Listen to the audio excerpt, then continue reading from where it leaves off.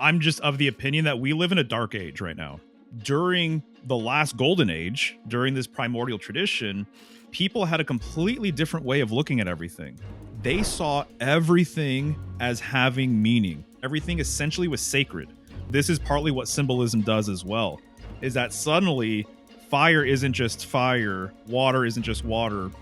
Whatever it is you're looking at, everything has value, everything has meaning. These ancients understood that to a very, very high degree. I think it was for initiatory purposes, for sure. It was to, again, bridge this gap between heaven and earth.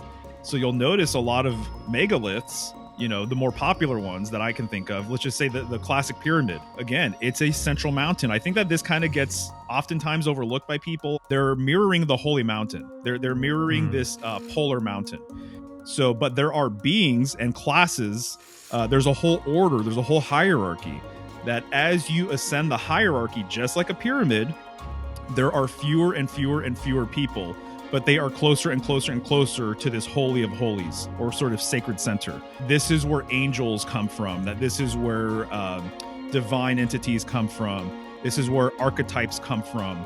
It almost reminds me as well of like Plato's Atlantis, the three concentric rings, right? Mm-hmm. And so the Holy of Holies would be that central ring or that central dot. Mario, the Magus of Symbolic Studies. My friend, like I just said, I've been a fan of your work on Instagram for a while, and then just more recently got into some of your longer form riffs and deep dives. And I'm blown away by your knowledge, man, and your passion is absolutely palpable.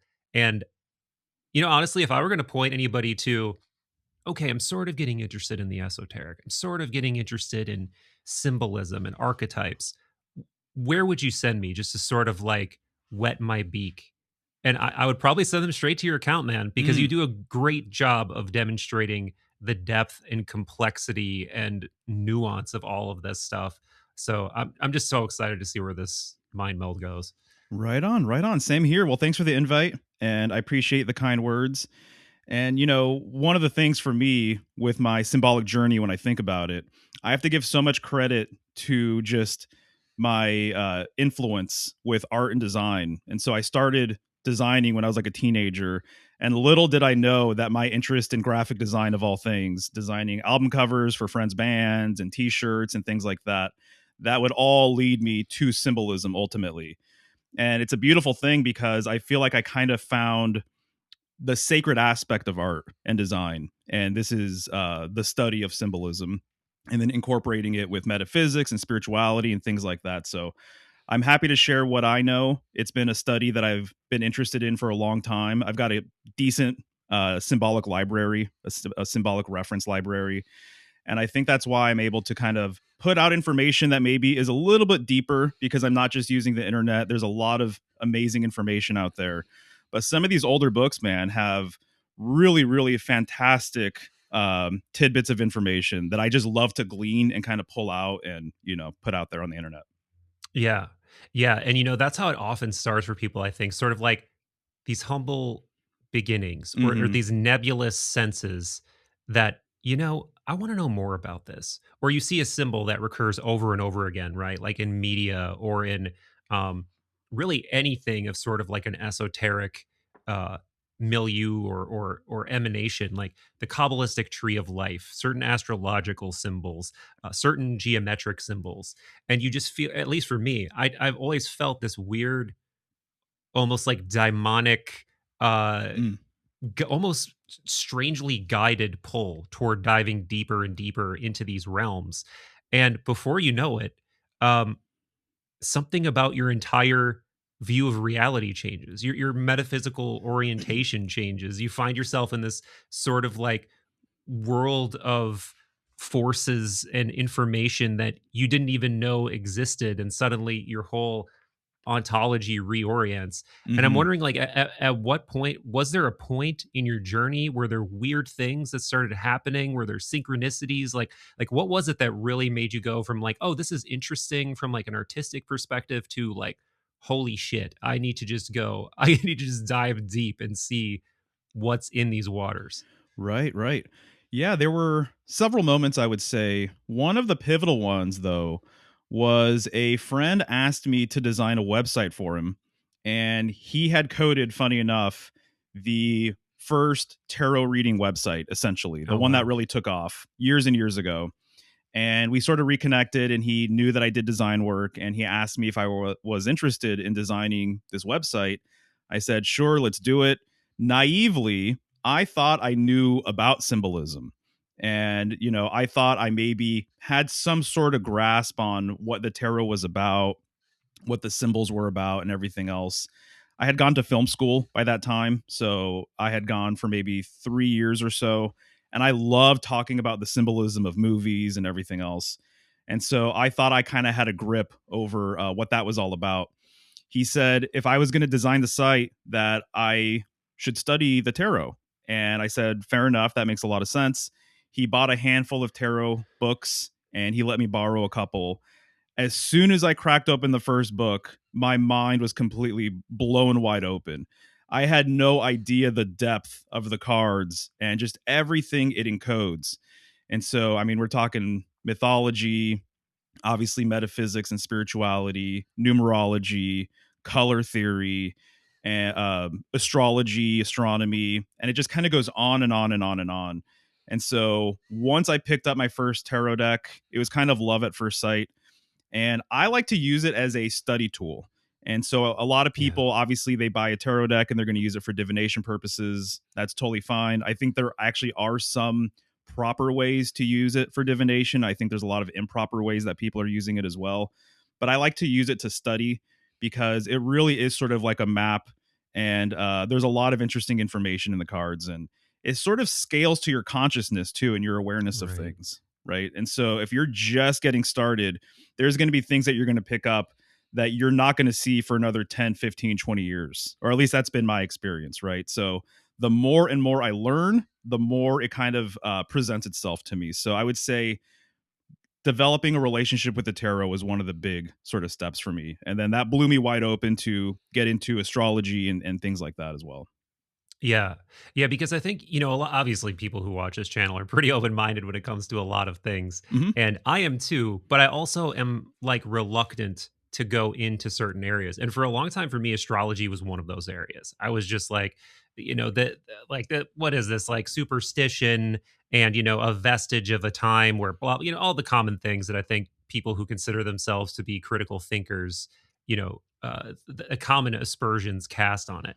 And then I started looking into like things like tarot, like other esoteric Hmm. traditions, like Jung, of course, like Richard Tarnas's uh, unbelievably brain melting book, Cosmos and Psyche, and Hmm.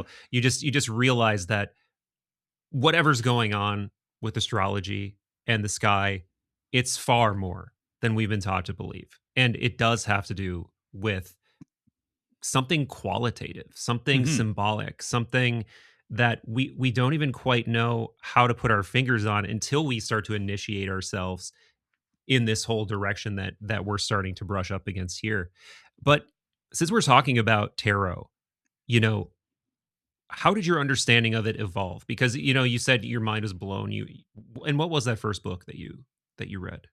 That's funny because I don't own it. It was borrowed from my friend, so I can't recall the name, but the deck that it used for example purposes and illustrative purposes was the Thoth deck. I'm not sure if you're Okay, familiar with yeah. that one. Yeah, Crowley's deck, Yeah, it's yeah. Crowley's deck. And so I had no idea who he really was. I kind of heard his name. I would later read some of his material, and I personally, I moved past it. I think there's better teachers out there. Although I do love his tarot deck. His tarot deck is pretty incredible. I think that's probably my most favorite thing that he's put out personally. But it used that deck, and there was just so much interesting symbolism in there that I chose to buy that deck. And once I had it with me, it was just off to the races. And then I read his companion book, um, the Book of Thoth. So I Yeah. can't recall the exact title, but it was a Thoth deck book, basically. So that's a great case in point because Crowley is someone who comes from, the Golden Dawn initiatory tradition Hmm. and a way of seeing the world that is thoroughly dipped in the idea that we are living amongst these unseen forces, that there are higher realities, higher entities, that the etheric realm is real, astral projection is real. And of course, he puts all kinds of different pieces of nuance on like what real is, and we can like without getting deep into his metaphysics and all of the nuance. Hmm. But once you start playing with tarot, and once you start really, I feel like I'm kind of like repeating myself here to just sort of like ease my way into the point that I want to make, which is like at a certain point in your journey doing this, you start to take for granted that something like that way of seeing reality must be closer to the truth than the Mm, sort of physicalist right. reductionist way that we're trained to see it. And I know I already asked you, was there a point at which you sort of started to take this more seriously and started to alter your own worldview? But maybe instead of asking you at what point, I'll ask you, how has your worldview shifted over the Mm. course of your, interlocutation and confrontations with all of these symbolic mysteries? Because I have to imagine it's changed considerably. Yeah, yeah, absolutely. It really has. Well, one way I put it these days to people is that, like you mentioned, sort of the scientific perspective, or viewing things from a purely physical, mechanical perspective. And what scientism is, in my opinion, is it's about compartmentalization. It's about dividing. And so you're putting things into little categories. You're really labeling things. Symbolically, I would say this really relates to sword symbolism, which relates to air symbolism in the tarot. And so all of the sword cards in the tarot correspond with air. When we're talking about air and the sword, I correspond it with division itself. And so a lot of people don't know, but the four basic mathematical functions actually have a correspondence with the elements. Hmm. And so we're talking about this perpetual division. And that's sort of what the system does too. It keeps things compartmentalized, it keeps things in their own little separate compartments.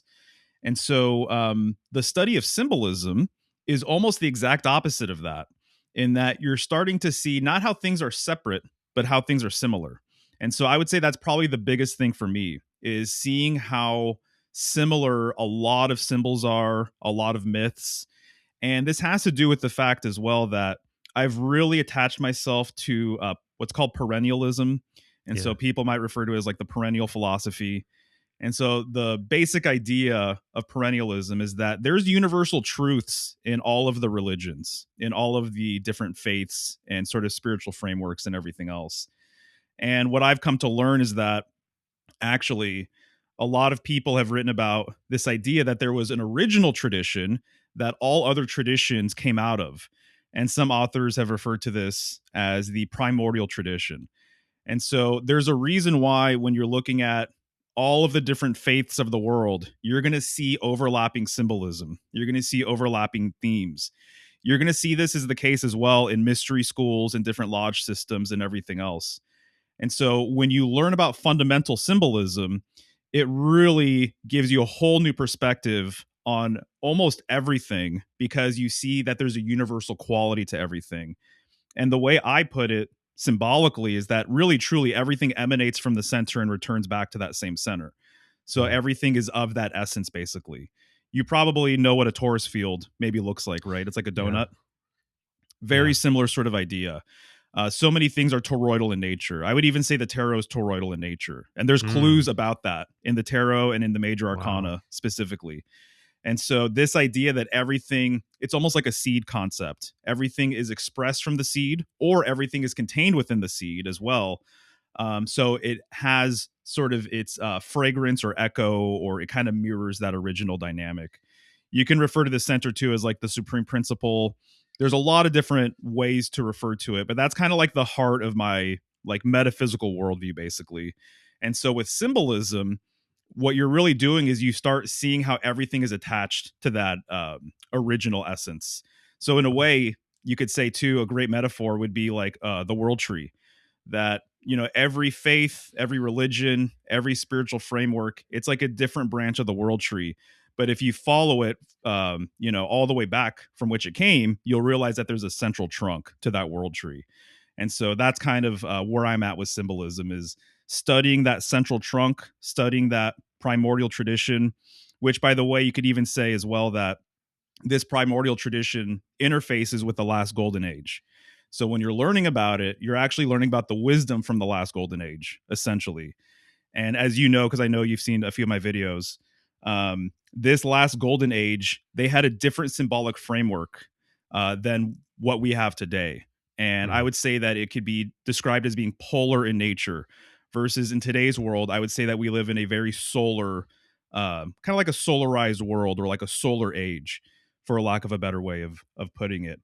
But this idea of this central pole, this spiritual pole, people have referred to this as the world axis, or the axis mundi as well. It's this point of orientation for all things, essentially. So if we're talking about the torus field, it would be like the center of the torus field, basically, Mhm. which I believe is called the hyperbola. And so the hyperbola would be the point of pivot, basically, for the torus field itself, the point of expression, and also return. So people, in my opinion, during the last golden age, this primordial tradition, they were way more centered. They were more spiritually aligned. And what I would say is that they had a vertical orientation. So they were in touch with the heavens. They were in touch with the divine. I would say in today's world, we have more of a horizontal orientation.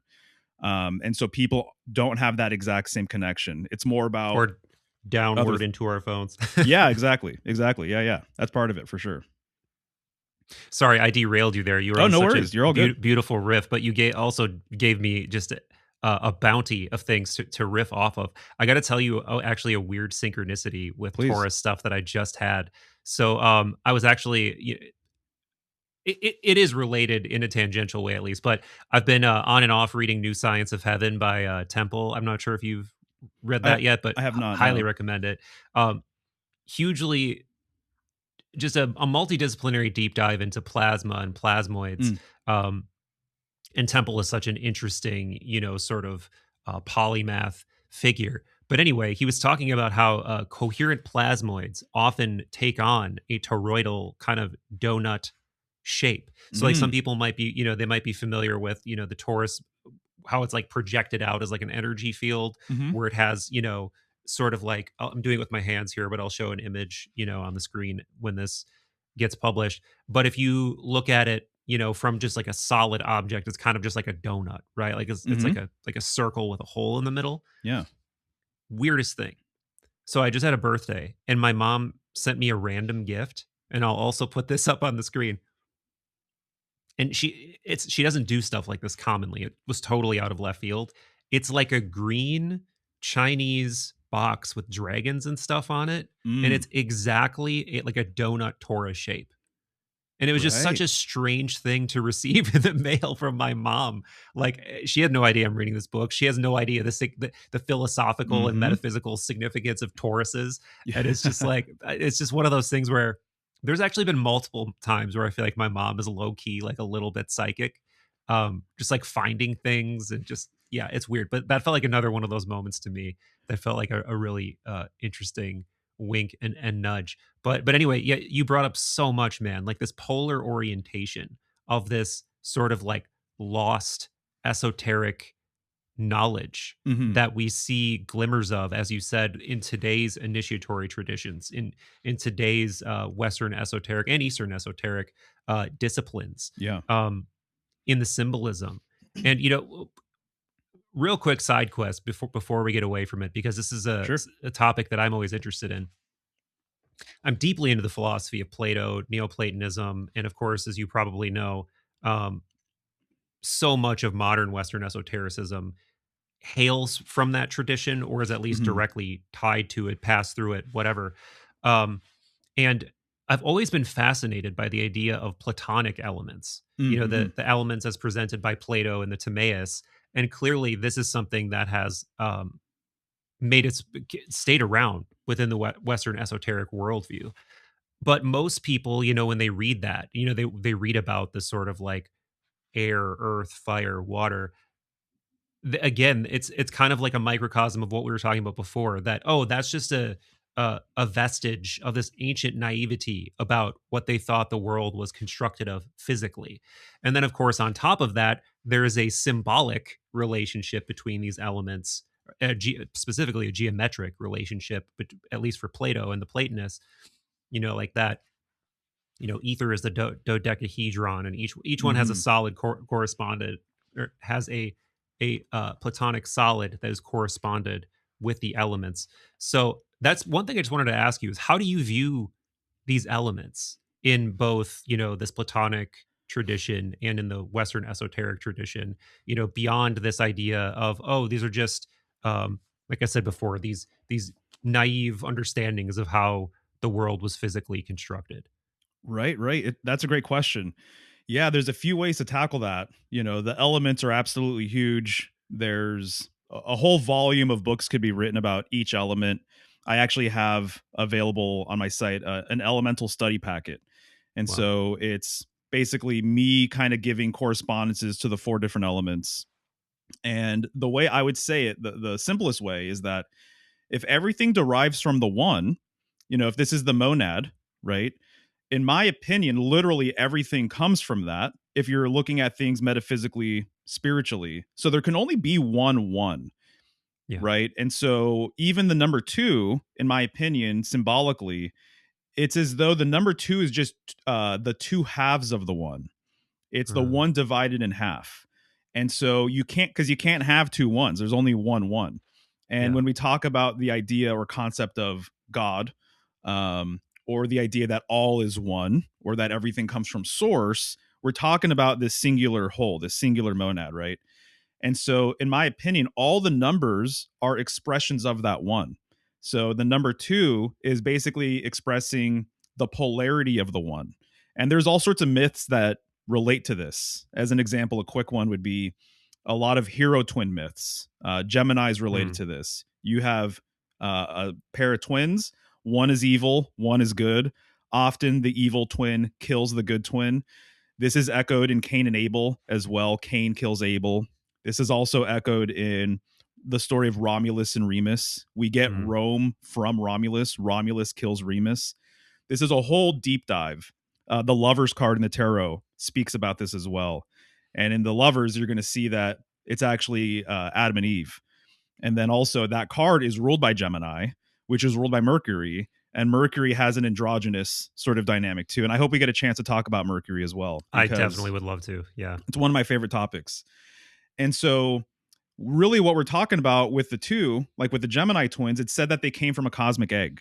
And so, this is basically another way of saying that they came from the one, that within the one, within the wholeness of all, there is this duality, which leads to polarity. And so, in my opinion, when we're talking about the four elements, we're talking about four parts of the one. We're talking about four expressions from the one. And so, really, all numbers are like that. All systems are really like that, too.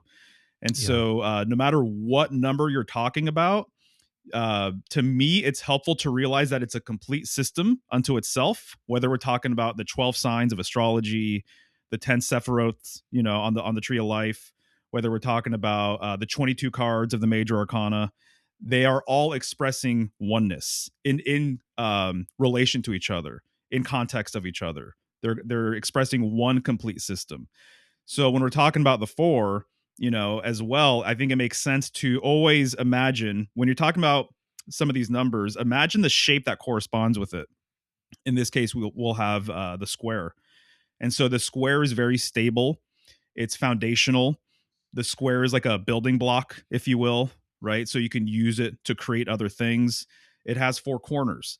And so this relates to Earth as well. Earth has been said to have four corners. This is an old sort of expression, or Yeah. that there's four winds that emanate from the four corners of Earth. There's old paintings and illustrations where Earth is held up by like four elephants. So this idea of fourness with Earth itself is a sort of complete thought. Like this is something that's been passed down for a long, long time. And so you're kind of talking about four pillars that almost hold up a system. That's what you're talking about with the elements. And so oftentimes that's how they're kind of expressed as well. So then if we have four corners in a square, or we have a cross, right? So with a cross, you have basically like the four cardinal directions, or the four directions on 2D space, on a 2D plane. So forward, backward, left, and right. That central point in the middle of the square, in the middle of the cross, actually represents the fifth element, which is really Mm, truly what's in charge. This would be spirit. yeah. So it's kind of interesting as well that it's the fifth element, and we have five fingers, five main appendages. Then we're getting into the symbolism of the pentagram or pentacle, which is loaded with golden ratio symbolism, loaded with sacred geometry, loaded with the phi ratio, and all these different things. And so spirit relates very strongly to that. Symbolically, the center of any system is the transcendental part of the system, including self. And so when we're talking about the square, yes, you have the four corners, the four elements, but it's the central point that actually is the transcendental part. Same thing with the cross, right? So the cross, it's kind of interesting. We put crosses in graveyards and things like that. And I think it does make sense that there's something to be said about the cross representing crossing over. And if Yeah. there's a point in the cross that represents crossing over, it's the central part. Right. So this is true also on a sort of what do I want to say here, on like a heavenly divine level. A lot of people have said that the stairway to heaven exists at the northern sky, and so symbolically, the North Star is in the center of this wheel, the wheel of heaven. And so Peter Levenda, he wrote a book called Yes. Stairway to Heaven, and he gets all into this. And so for a long, long time, people have viewed the northern sky and its sort of centrality as the gateway out of here. It's almost like the exit from a cave or something along these lines. Yeah. So the four elements. So that's what I would say about the four Yeah. elements. Yeah.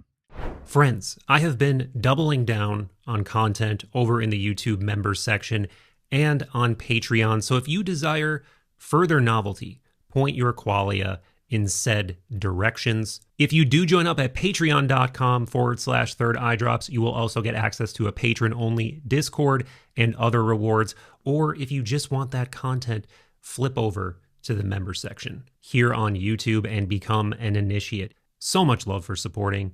And back to the mind meld. Man, again, just such a bounty of things to follow up on and riff on from there. And that got me thinking too. Jung was also obsessed with the quaternity. Mm-hmm. I've seen some sources say that again, our friend, the great Hermes Mercury, rules over four because he rules over the crossroads. And Oh yeah. traditionally in the Greco-Roman world, you'd have these herms that were often Mm-hmm. actual images of Hermes at the crossroads, and then that gets into the whole tie-in between Hermes Mercury and systems, right? Like they're being the ruler of systems of exchange, of Mm-hmm. informational flow, of transmutation, of all of these things that would occur at crossroads and boundary disillusionment. But man, we got to get into Lavenda now that you brought Lavenda up, because he's been somebody I've been. I said this to him on our episode. Like I couldn't believe that I had not heard of him sooner, and I Mm. hadn't gotten into his work sooner, because his work on things like cosmic ascent and this book that you just mentioned are things he specializes in, and he's become well known for his interest in the UFO phenomenon now through his association with Tom DeLonge and writing the Secret Machines books. But you'll see that for him, the phenomenon is tied into all the stuff that we're talking about in a way that I don't even know if we can square the circle on in this conversation, because it goes so deep into history and comparative mythology and esoteric traditions and cosmic ascent, which you brought up. And this idea that our psyches, our true nature, is somehow tied up in the cosmos, in the night sky, in a way that that to the modern mind makes zero sense, Right. because we don't have any of the philosophical um knowledge and culture to make that make any sense. How can Mm-hmm. I, in my tiny little feeble human body, have anything to do with the just endless infinite majesty of the night sky and stars that are millions or billions of miles away? And you start reading people like Lavenda, you start looking into work like yours, and you realize that no, the ancient understanding of the human does connect those dots. It does put the human soul and psyche centrally in a relationship with the night sky. And not only that, but we can somehow go there. We can somehow, at least spiritually or psychically, Mm-hmm. i- go there. And not only can we go there, there are intelligences there. There are intelligences that seem to go back and forth from there. Um, you know, I'm giving you too much to follow up on here. So I'll end my rant and just kick it over to you because that's where not only I think Lavenda's work leads, but a lot of the things that we're starting to hint at eventually go in this direction. That it's not Hmm. just symbolic, and this is what, like I said, I word at the beginning, my friends, that going down these rabbit holes does bring you into territory that severely shakes your ontology and makes you realize that it's not just symbols. It's the idea that these symbols are actually reflections of these higher truths, these higher structures, and our relationship with these things goes deeper than we can possibly understand. There you go. Yeah, no, well said. The sort of word that I tend to use with symbols and describing this exact same thing you're trying to put out there is that symbols are bridges. They're bridges to the other side. They're supports, right? And so this axis mundi or world axis has long been viewed as a bridge or a support, as has a lot of symbols actually, as have. So trees, mountains, the obelisk, the modern building. I would say the modern rocket as well. We're Mm, trying to bridge the gap between heaven and earth. That's the sort of core underlying dynamic, in my opinion. The pyramid, right? And so when you climb a mountain, if you were to climb a tree or climb a pyramid, you're closer to the divine. You're closer to the heavens. And so a lot of symbols actually go back to this very, very simple framework of being a bridge between the above and below, essentially. Humans actually are the exact same thing. This is it's been referred to as the great triad, that there's a triune relationship between heaven, earth, and man. Mankind is that symbolic bridge. We're vertical as well, right? We stand mm. upright. We have a spine. And so what I'll say about all of the Lavenda stuff. So he came around to me. I've known about him for years and years. I've been in the truth or conspiratorial ufology rabbit hole for a long time. And so I heard his name here and there. That actually used to be a much bigger interest of mine, to be honest with you. I used to Mm. skywatch with night vision goggles. I've seen triangular crafts and fleets of crafts, Whoa. and I've had Whoa. different sort of things happen upon viewing these things. We can get into that sometime. But Yeah, let's do it. yeah, so I got into his work because I was following this trail of northern polar symbolism. Became fascinated with Ursa Major and Ursa Minor. I became fascinated with the North Star. And so I started devouring everything I could about it. And then eventually I found out that, funny enough, of all people, that H.P. Lovecraft was encoding some of this information in his body of work. And so I'm not sure if you or your audience is aware, but there's a lot of modern occultists that have used the Lovecraftian mythos as a magical framework. That basically this is sort of an updated pantheon. So Mm, it used to be common where people would do rituals, and let's say they're basically encoding Egyptian symbolism in the ritual. There are people today that will do very ceremonial magic basically, but they will use the Lovecraftian mythos, or maybe they're interested in chaos magic, which is like a different sort of thing. But Lovecraft seemingly encoded a lot of this symbolism. Actually, you have to know sort of the proper perspective or the right lens to read it, but it's totally there. And so a number of authors have actually written about this, mm. and Peter Levenda is one of them. So he has a book called The Dark Lord. He gets into Yeah. it. He talks about it specifically. And basically the main idea is that, in my opinion, the stars of Ursa Major, they were considered the original 7 stars of enlightenment. And a lot of sages have been said to come from these stars. So as an example, I've put this in multiple presentations, but the 7 rishis, or the 7 sages of India, they came from Ursa Major. So they literally have a correspondence in their world where they are identifying each of the 7 stars with a different sage. And they say they came from this northern place via a fish. And so you can see paintings of them riding this fish. There's actually a lot of fish symbolism that has to do with the northern sky in Ursa Major. So I was following this rabbit hole and I came across Peter Levenda, and I saw that he had written about it. Again, The Dark Lord is a great book that gets into some of this material. And he also wrote the Stairway to Heaven book. One of the first pages, when you open it up, it'll show Ursa Major and Ursa Minor, because that's literally the basis of the book. And there's another fellow, his name is Kenneth Grant, and he wrote a book Mhm. called The Night Side of Eden. And he's really someone that post Crowley, he integrated, I would say, sort of Crowleyism along with H.P. Lovecraft's work. And this whole entire book is about crossing this threshold using the Kabbalistic framework. And so, if you've ever studied the Kabbalistic tree of life, there's 10 Sephiroth, but there's a missing or a hidden secret Sephiroth called Doth, Mhm. Daath. Some people have said that this relates to death because this axis or bridge is sort of the stairway to the great beyond upon death, although you can get there before you die, astrally, as you're saying. And so basically, he's saying that this hidden Sephiroth, which is on the central pillar, that's an interesting dynamic. So when you're dealing with the Kabbalistic tree, you have three poles, three pillars, or three columns. The central pillar is polar. That's one of the things that I've tried to kind of get out there for people is that one could be considered lunar, another one could be considered solar. That means the central one is polar. And so he basically says that this hidden Sephiroth, Doth, is the gateway to the other side. And Mhm. that the other side, he refers to it as the tunnels of Set. And he basically makes a clear correspondence, though, that when he's referring to Doth, he's referring to a northern location. Mm. And this is what you'll find actually symbolically is that a lot of deities as well have corresponded with the north. And so, just real quick, I have an older friend who got into symbolism way before me, and I was getting excited about all the things that I'm learning. And I asked him, I'm like, what's up with like the North? I'm like, there's something really Yeah. powerful going on here. And so I was still trying to wrap my head around it.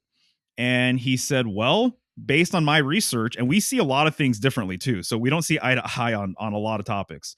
But he said basically the supreme deity of all religious structures is a northern deity, unbeknownst to the people who are actually following this god. And so this is something that's been said for a long time is that God's throne is in the northern sky. Or something along these lines, that his abode is in the north, his domain is in the north, because it would make sense to me that he would occupy the central space. So it's just another way of saying sort of the supreme center or the sacred center or something along those lines. But yeah, so you'll find that there's occultists, esotericists, and things like that that have talked about this for a long time. It's very rare, though, I'll say, to have someone like Lavenda at his caliber with his notoriety talk about some of this stuff. So he's a very Yeah. rare exception. Most people don't get into this topic. Yeah, man. And I think it's just hard to get into because it's not impenetrably difficult, but you definitely have to seek it out. And you Oh yeah. definitely have to, like I was saying before, sort of establish a constellation, no pun intended, of the right philosophical ideas so that it's all relevant, right? Hmm. But man, since coming into contact with Lavenda and a couple of other people talking about the Dipper and Ursa Major, um, I've become so much more interested. And it's like it's not the only one, right? Like there are other constellations that seem to be um for whatever reason deeply seared into the human psyche. It's the Pleiades, Sirius, um Hmm. but that one in particular does seem to be one of the most rich throughout the world's cultures. Oh yeah. And I got to tell this story again because I had this weird thing happen to me before I was even down this rabbit hole. It was about, I guess, like about a little over a year ago, around a year ago now, at this event called Psy Games, where it's like, you know, basically the sort of tagline for it was supposed to be like the Psy Olympics, like trying Mm. to get people together, see if they could remote view in front of crowds, do all these different things in front of crowds. Really fun event, but it was like the group of people that were there that was super fun and led to a lot of interesting um, sort of synchronistic meetings and conversations and things happening. And one of those things was there was a guy who was there who was known to be a psionic asset in air quotes that was working with. I don't know if you followed the whole Skywatcher thing when that was going on. Um, but anyway, he worked with this group called Skywatcher that had this funding to try to pair these psionic people with instrumentation to see if they could like get data, get footage, and really try to bring disclosure to people.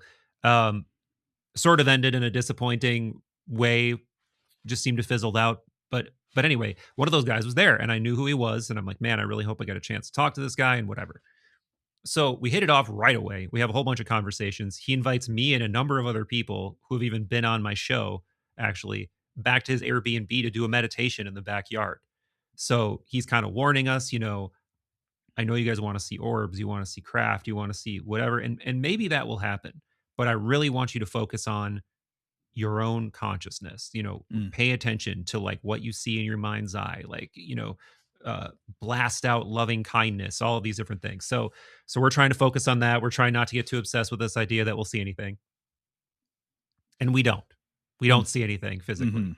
However, I did have something happen in my mind's eye where I got a very clear image of the Dipper, and Mm. it seemed to just be like moving toward me in my mind's eye. Didn't last super long, but it was one of those things where, if you're looking for something novel that it just seems to present itself, that's kind of always my Mm. orientation with this stuff is if it's like really related to me or if it's already in my psyche, it feels like it's already there. And I'm just, I'm just like working on it or confronting it, something that was already there. But this is something like I don't think about the Dipper. I don't have I don't sit here like wondering about the mysteries of the Dipper. Now I do, and now I'm like, Right. what the fuck was that? Was that like the Mm-hmm. beginning of some kind of like cosmic ascent type thing? I don't know. But considering you're knowledgeable about this, I need to throw it out there and see if it evokes anything for you. And if not, just leave it out in the conversation as a fascination. Oh yeah, no, I love it, man. I mean, it's literally become sort of a pillar or a column in my spiritual framework because what you're acknowledging is the center itself. So just to Mm, be clear, the world axis is a thing that people have talked about for a long time. A lot of times it's encoded using another word. And so, like I was saying earlier, a tree. So, Yggdrasil, as an example, Norse yeah. mythology, you have this world tree concept. It exists in the center. And it bridges the gap between the above and below, between heaven and earth. This world axis, by the way, this is how Mercury gets from domain to domain because it's a Mm, bridge. And so there's some esoteric um, overlay with mercurial figures. Always notice that a lot of mercurial figures. So I associate this with like the wild man or the green man, very mercurial. A lot of times Mercury, is related to like liminal spaces. And so oftentimes they're always on the move, right? The quintessential tool or symbol associated with journeyers and travelers way back in the day is the pole mm, or the stick. And so this is why the fool in the tarot, he always has a pole. It's usually on his shoulder in modern times. Back in the day, he sometimes would have two poles, two sticks. It's the same pole, it's the same axis. And so this is the true bridge, to other places. And so even it's been referred to as like a road or a something along these lines, some sort of gateway or pathway or what have you. And so um Ursa Major basically is close in proximity to this bridge. And so this world axis symbolically goes from the North Pole through the pole star. There's a reason why it's called the North Pole and the pole star. And so the North basically has this symbolic pole that extends through Polaris and goes beyond it. And so Ursa Major and Ursa Minor, they're in such close proximity to that pole that they basically have become intrinsically related to it. And so mm, when you refer to Ursa Major, you're also referring to this gateway. You're also referring to this pole. And this constellation or asterism, I think it is so powerful and so amazing that this was literally the primary sky clock during the primordial age. This mm, was the sky clock during golden age times. And so there's been this great shift from understanding the fixed stars. So we're basically all of the fixed stars go around the pole star. And so even the stars of astrology, all of the constellations. And so my understanding is that people used to be more fixated on the fixed stars, but of primary importance, it was this northern sky cluster of stars or asterisms. And then later on, people became more interested in the sun, and that's a whole rabbit hole. That's a entire discussion almost. But people started focusing on the path of the sun, which is the ecliptic. And so they started using that as the primary sky clock. The primary sky clock, though, based on all my research, literally was Ursa Major itself.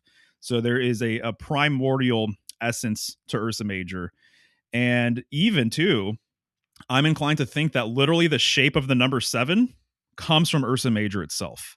Wow. People have used Ursa Major as a tool for eye tests way back in the day. There's different rituals that are called like walking rituals. There's one in China called Yeah. the Pace of You. Yes.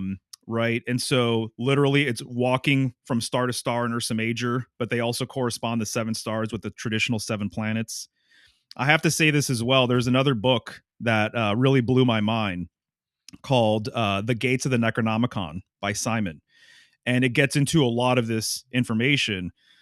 Come to find out, I'm not sure if you're aware of this, a lot of people are saying that this is actually a pseudonym for Peter Levenda, Oh. that he wrote it Yeah. using a pen name. And He so, definitely talks about it a lot, the yes, Necronomicon. I Yeah. think it was him. And so this gets into the H.P. Lovecraft stuff. So there's even more work beyond just his normal name, I think, that he put out there like that. Wow. If my understanding is correct. I think it is, though. That makes sense. And Right. we should linger on this for a second. I think you already started to allude to this earlier. I have a friend who's a very, very knowledgeable esotericist. Mhm. I'll just say it because I think he was on the podcast when he said it. His name's Ike Baker. And he was sort of like, I don't understand why you'd be interested in the Necronomicon because we know that this is not like we know that this is essentially like a fictional grimoire. Mhm. But it seems like if I'm understanding what you were saying correctly, that Lovecraft himself may have been purposefully building this sort of like series of correspondences or this system based on extant knowledge. Is that sort of what you're saying? Yeah, what I'm saying is that it's possible that he either was overtly aware of the symbolism and he was encoding it into his lore, or, as is often the case too, unaware of the symbolism, but he still encoded it. You know, a lot of authors and a lot of musicians, artists, I'm sure you know all about this.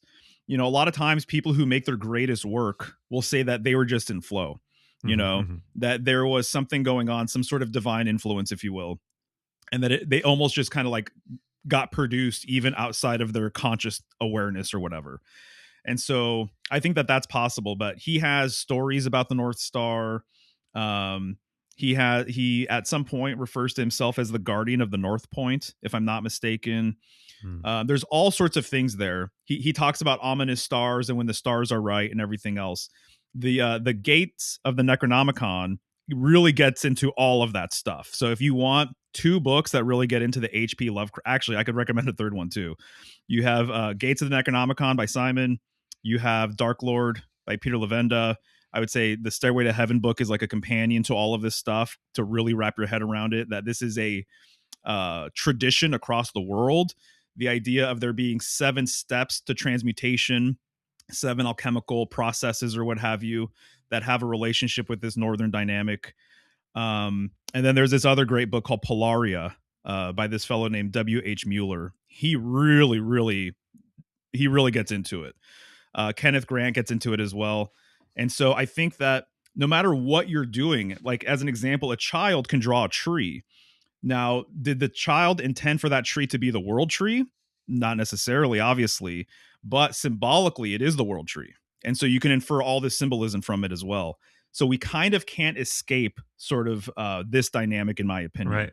You know, no matter what sort of story you want to conjure up, no matter what myth you're talking about, it's so fundamental that it's seemingly sort of baked into everything. So whether it was intentional or not, I'm not really sure. Yeah, and it's just funny because you say that, like, it's so common, like, the mind of a child will often draw a house and a tree, and the third thing they'll draw is the sun, which is, Yeah, as you pointed to, right. like, the other sort of, thing that most spiritual systems completely revolve around, particularly, in a more modern sense. But,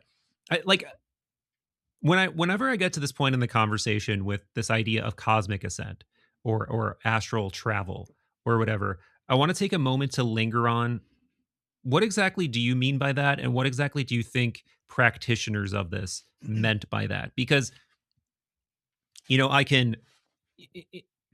I've had one out of body experience that I've talked about widely on the show, and it was unbelievably visceral and ontologically reorienting in and of itself, because it was just like reality level of a car crash. It wasn't like, oh, my mind was sort of like on this little journey and it was sort of dreamy. It was not like that. Mm. It was There was very, very strong sensations um throughout. It was like, like literally became this like vibrating energy that was hovering above my body. There was like extraordinary fear associated with it.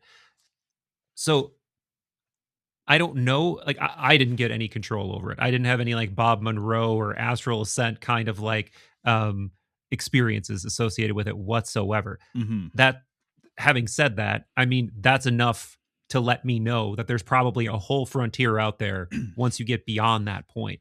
So Hmm. do you think this is what we're talking about? Having like full blown out of body, like getting in control of your soul vehicle and like blasting off to the stars? Or is it something that's happening more in these like subtler meditative realms? Do you think they were using visionary molecules? Do you think you had to do ornate initiation rituals to sort of like get permission from these like higher forces or ascended masters or alien minds or whatever you want to call it? What is your sense? Yeah, I mean, I think that the ancients knew that we weren't our bodies, right? And so we're spiritual in essence, but we're having a physical, experience here. And so knowing that, it changes the game, right? And so I think it's interesting, actually, just to riff on this for a second, that a lot of people, myself included, really interested in science fiction and interested in all these possibilities of space travel and everything else. And so the fixation on that is more of a physical sort of thing. And I think that what is actually possible is the non physical side of it. And so this is what people have been talking about for a long time. So, like, one example I think that encodes all of this stuff, they call it Merkava mysticism. I'm not sure if you've Yeah. ever heard of that. Yeah, through Lavenda. And I mean, I've heard about it here and there. Yeah. Yeah, yeah. So Merkaba basically means chariot. And so it's your light body, energetic body. That's your physical chariot. A lot of times, the chariot itself, whenever it's been illustrated or visualized, it's not uncommon for there to be like a six-pointed star, one triangular uh, pointed upright, one triangle pointed upright, another triangle pointed downward. So this has long been sort of a symbol associated with the Merkaba. I think it's interesting. So, like the Star of David, basically. So Yeah. this is esoteric Judaism, and the idea is that through these ascent techniques, you can basically access this bridge with your Merkaba and go to these other domains. What people have said for a long time too is that these domains, these seven thresholds or layers, is basically related to a different a different planet, a different traditional planet. And what's often said is that you have to go to the moon first, that the moon Yeah. is the first stepping stone to get to other places. And we have, as humans, this like really intimate relationship with the moon. We can see texture on the moon, right? And so even a lot of words that we use all the time for like measurement and stuff go back to the moon. Even I'm inclined to think that man might even go back to the moon. So a lot of words that are M vowel Mm. N go back to the moon. So Monday, that's Moon's Day, right? The Moon Day. Month goes back to the moon. Men, as in like menstruation, as in like the monthly Yeah. cycle, that goes back to the moon. Minute, MIN, goes back to the moon. The moon was the primary sky clock for a lot of people too, for a very long time. And so the moon is sort of this gateway to other domains symbolically. I think it's interesting that the moon card in the tarot has two towers, and then there's a path that goes between the two towers. So it's very much related to this transition to other planes or whatever you want to say. Yes. And so, so the Merkaba symbolically, is your vehicle to get to these other places. It's interesting as well. One of my favorite movies, it used to be one of my favorite movies, 2001 A Space Odyssey. They go to the moon first. And at least in the novel, they're supposed to go all the way to Saturn. And then in the movie itself, they only go to Jupiter. But the moon to Saturn sort of journey is also something that's kind of worth considering as well. Right. Right. And so Saturn being sort of the end of the line, Saturn Yes. being the slowest lumbering planet, things like that. Kind of reminds me of David Icke's moon Saturn matrix sort of idea as well, that the moon and Saturn actually have this relationship with each other, because you're talking about the beginning and the end, essentially, of this journey. And so I'm inclined to think that, this is astral, in nature. I haven't had any out of body experiences. I've had weird experiences and I've seen weird things, but I've read enough about it to know that it's definitely a thing. But the thing that I want to sort of maybe emphasize here is, while I like to use external symbolism to describe this, there is something to be said about this being an internal journey. And so, again, the North Star, this bridge being a central sort of location in the heavens.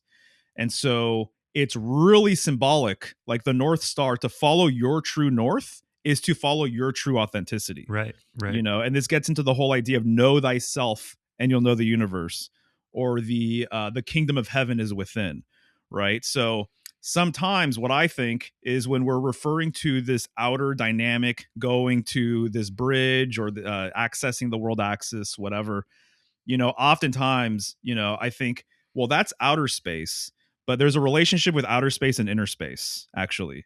And so a lot of this is an inward journey, because I am inclined to think that we're almost kind of like the middle of a Torus field, that outer and inner have this relationship with each other, actually.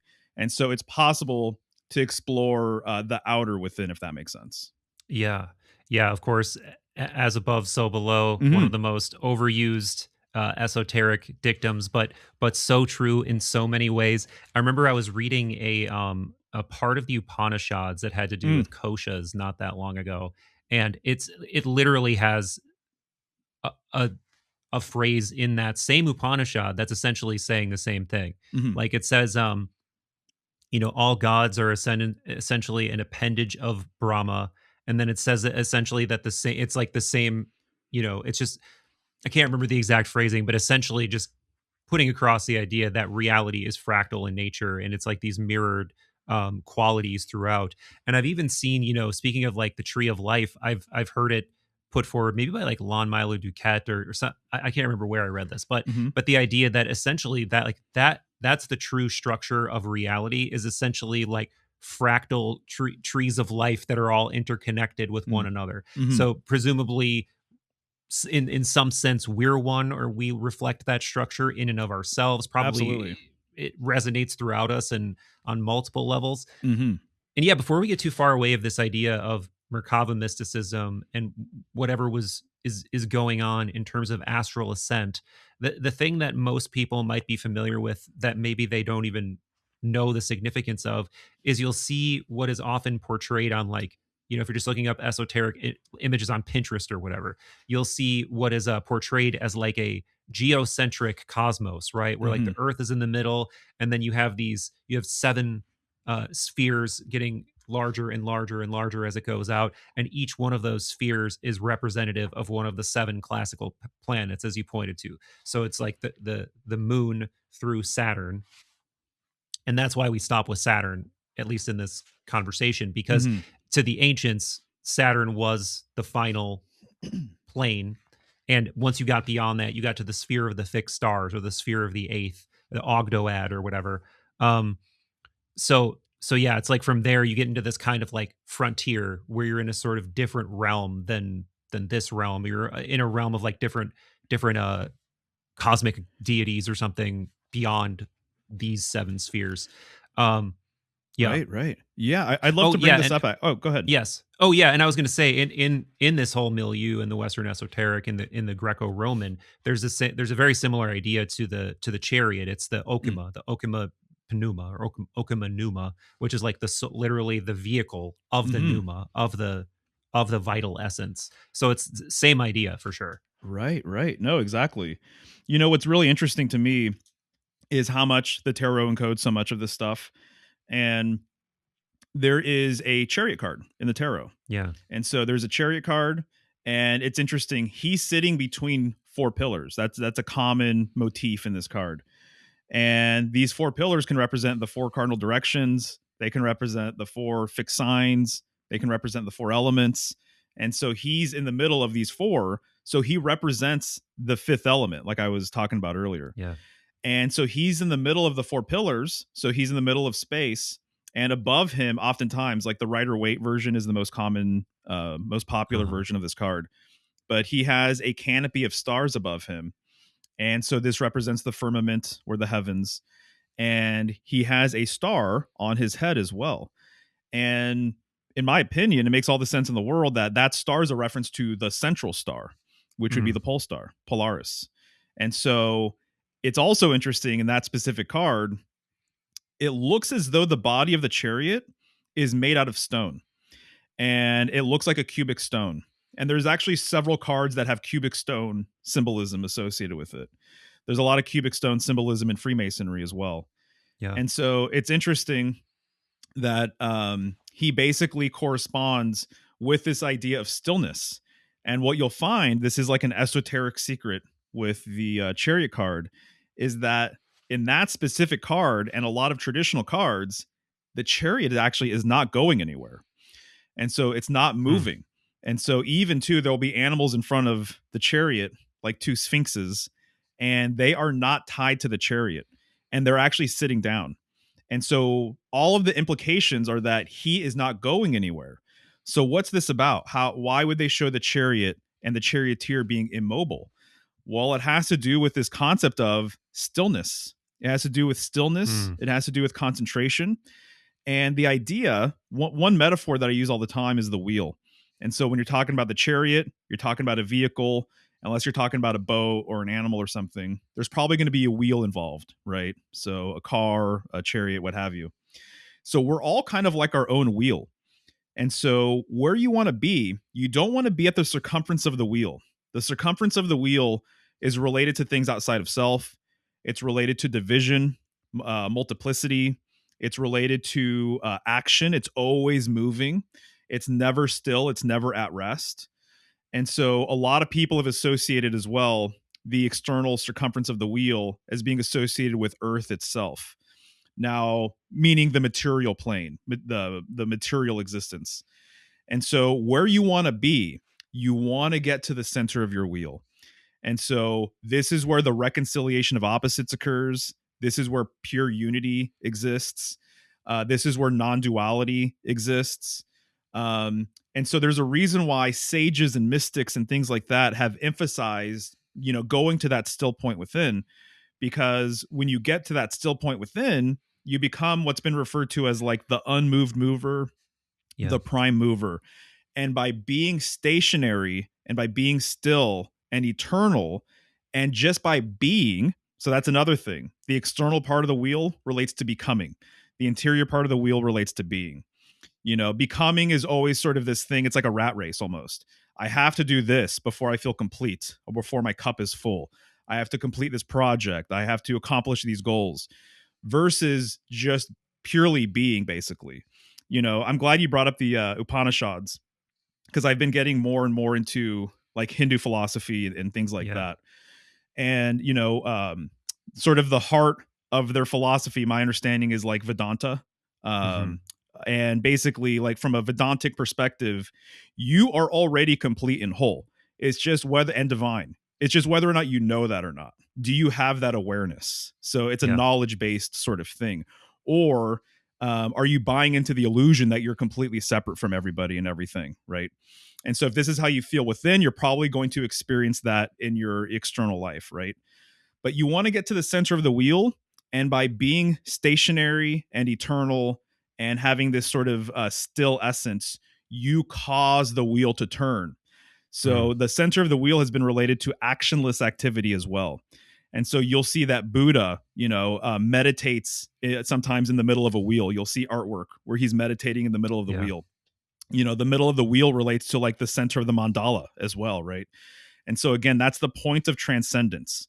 And so through this stillness and concentration and focus, and I would say awareness and presence, right, that you cause the whole entire thing to turn. You have the system basically working because you are this central axis pretty much. And so I think that that's partly what's related to the chariot card. And then also just have to say it's the seventh card of the major arcana, which Mm, corresponds with the seven stars of enlightenment or the seven traditional planets or the seven steps of alchemy. So there's different alchemical processes. There's one called Azoth alchemy that I think is pretty mm, interesting. And there's seven steps to Azoth alchemy. And so this is sort of my framework with how I perceive things. And a lot of cultures have encoded this too. There's ideas that, like in Islam, there's 70,000 veils between you and the face of God, is what's been said. It's just wow. another variation of this idea. Seven thresholds, seven membranes, seven steps, or what have you. Wow, man. Wow. Again, so many directions to go with this. Um, One of the things I know we said we wanted to riff on, and I guess we just brought it up at least tangentially, talking about Saturn as sort of being this like final boundary of, obviously our solar system, at least in terms of what the ancients conceived of. Mm-hmm. Um, but also this sort of like, some people conflate it with this um I guess whatever, like the malevolent version of the demiurge, right? At Mm. least an online sort of hacking together of concepts. And you brought up the black cube too. There's like sort of this idea that there's like a black cube of Saturn that represents three-dimensional reality, and that Saturn is somehow like the master of this matrix. And I don't know. I'll just let you riff on that before I Sure. continue to color it with my own thoughts. Yeah, Okay, right on. Yeah. Saturn is such a fascinating planet. I think in many ways it gets a bad rap. I do And I too. think in many ways as well, it's completely misinterpreted. And that's something that you'll find in today's world anyway, is that most everything in today's world, I would say, especially in the Western modern world, although the rest of the world is like catching up to this too, everything seems to be flipped. Everything seems to be distorted to a certain degree. Everything in today's world is almost like a copy of a copy of a copy of a copy. It's almost another word would be counterfeit. It's like a counterfeit of a counterfeit of a counterfeit, right? And so when people talk about Saturn in today's world, most people, of course, are talking about father time, sort of Chronos type figure. There's a lot of Santa symbolism actually that corresponds with Saturn. Santa is, associated with Christmas, of course, and then that takes place during Capricorn. Capricorn is actually ruled by Saturn. And so there's actually, I'll say, if there's a polar myth or deity that is overtly polar, it would be Santa. Hmm. He's the most popular Yeah. one. Where does he come from? He comes from the North Pole, right? And so even the seven stars of Ursa Major, there's been so many correspondences over the years. It's absolutely wild, but it has been referred to as reindeer as well. Some people have said that. And so I think that that's interesting. And so with Saturn, we're talking about things that are like cold, things that are slow. It's associated with the color black. Like I was saying, most people associate it with a older figure with a long beard, with a scythe, with an hourglass, and things like Hmm. that. I think Salt. Yep. I'm sorry. What was that? A salt, right? Like salty isn't salt the mineral associated with Saturn? That would make sense. Yeah, because even salt, it's cubic in nature, isn't it? And it's just and it takes such a long time to Yeah. form. Yeah. Right. Right. Yeah. And so Saturn is viewed this way. That wasn't always the case. What people don't realize is that Saturn has had like so many symbols, like so many planets and signs and things like that. Saturn has had this huge fall from grace. And so there's actually a really interesting story with Saturn. So one of the things I like to follow with my work is what can be referred to as like either symbolic transfer or basically, the story of a sign or a symbol that has changed like over time. A lot of symbols in today's world have become more masculine. And so, Saturn is a good example of this. That when people imagine it, it's an old man associated with all these things. But back in the day, it was actually more feminine. So it's actually Hmm. esoterically a feminine planet. And so a Really? lot of people don't realize that. And so the interesting thing is that, Saturn having its rings, I kind of look at this as Saturn was almost kind of like the metaphor I like to use is almost like the first child in a family that actually like grows up and gets a job and has children and gets old. That's what Saturn is. Saturn is the first planet to go through this whole entire cycle. And so, wouldn't you know it, this is interesting. If you're not aware of this, this really tickled my fancy when I first came across it, and also got really credible information that this was the case. Saturn was the ruling planet of the last golden age. Hmm. What does that tell you? That is not how people view Saturn in today's world. So Saturn was the last ruling planet, once again, of the last golden age, of the primordial tradition. Saturn was the ruler because it was still golden in nature. It was still holistic. It was feminine. It was viewed positively. And it's only been after all of this time basically became completely inverted, somewhat corrupted. And so I did a presentation, I think a couple actually, called The Lost Lore of Saturn, where I get into this whole entire dynamic. That Saturn was actually more benevolent, positive, feminine, holistic, all of these different types of things. So this is speculative now. So there's speculation that Saturn may have been the original sun or the original pole star, and that it occupied sort of this central space. And then, almost like the growth rings of a tree, right? So if you cut a tree in half, you see the growth rings. You have an understanding that the outermost growth ring came from the center, that all of the rings came from the center and emanated from that center. That basically Saturn symbolically is almost like that first growth ring, that it was at the center at one point and then it emanated out, and then it's the furthest out. You could also use the ripple of like dropping a pebble in a pond as the same metaphor. That Saturn was the first ripple, and so then it's the furthest one out as well. And so Saturn has a lot of symbolism that is intimately tied with this spiritual pole, intimately tied with the world axis. And so this is why Santa comes from the North Pole. That this is why, actually, I'll say that time of year is very polar. If there's a polar time of year, it is end of December, beginning of January. And so one interesting thing to note is if you have a compass, the north arrow is upright, right? Or it's at the very top. So north is pointed up. There's actually a really interesting, unique relationship with midnight and the north. So there's a lot of older texts and poems and things like that. When they refer to midnight, they're actually referring to this northern sort of dynamic. And so I think it's fascinating that during this time of year, this is when people go to midnight mass. Presumably Santa delivers gifts around ish midnight, in the middle of the night when the kids are asleep and everything. Also, this is where we have New Year's Eve. It's the one holiday that we have where literally it's completely surrounded by midnight, because there's a northern correspondence with all of that.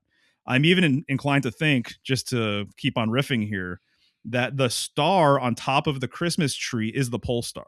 You're dealing with the world tree and you're dealing with the pole star on top. So those are a few of my things about Yeah. Saturn, just off the rip.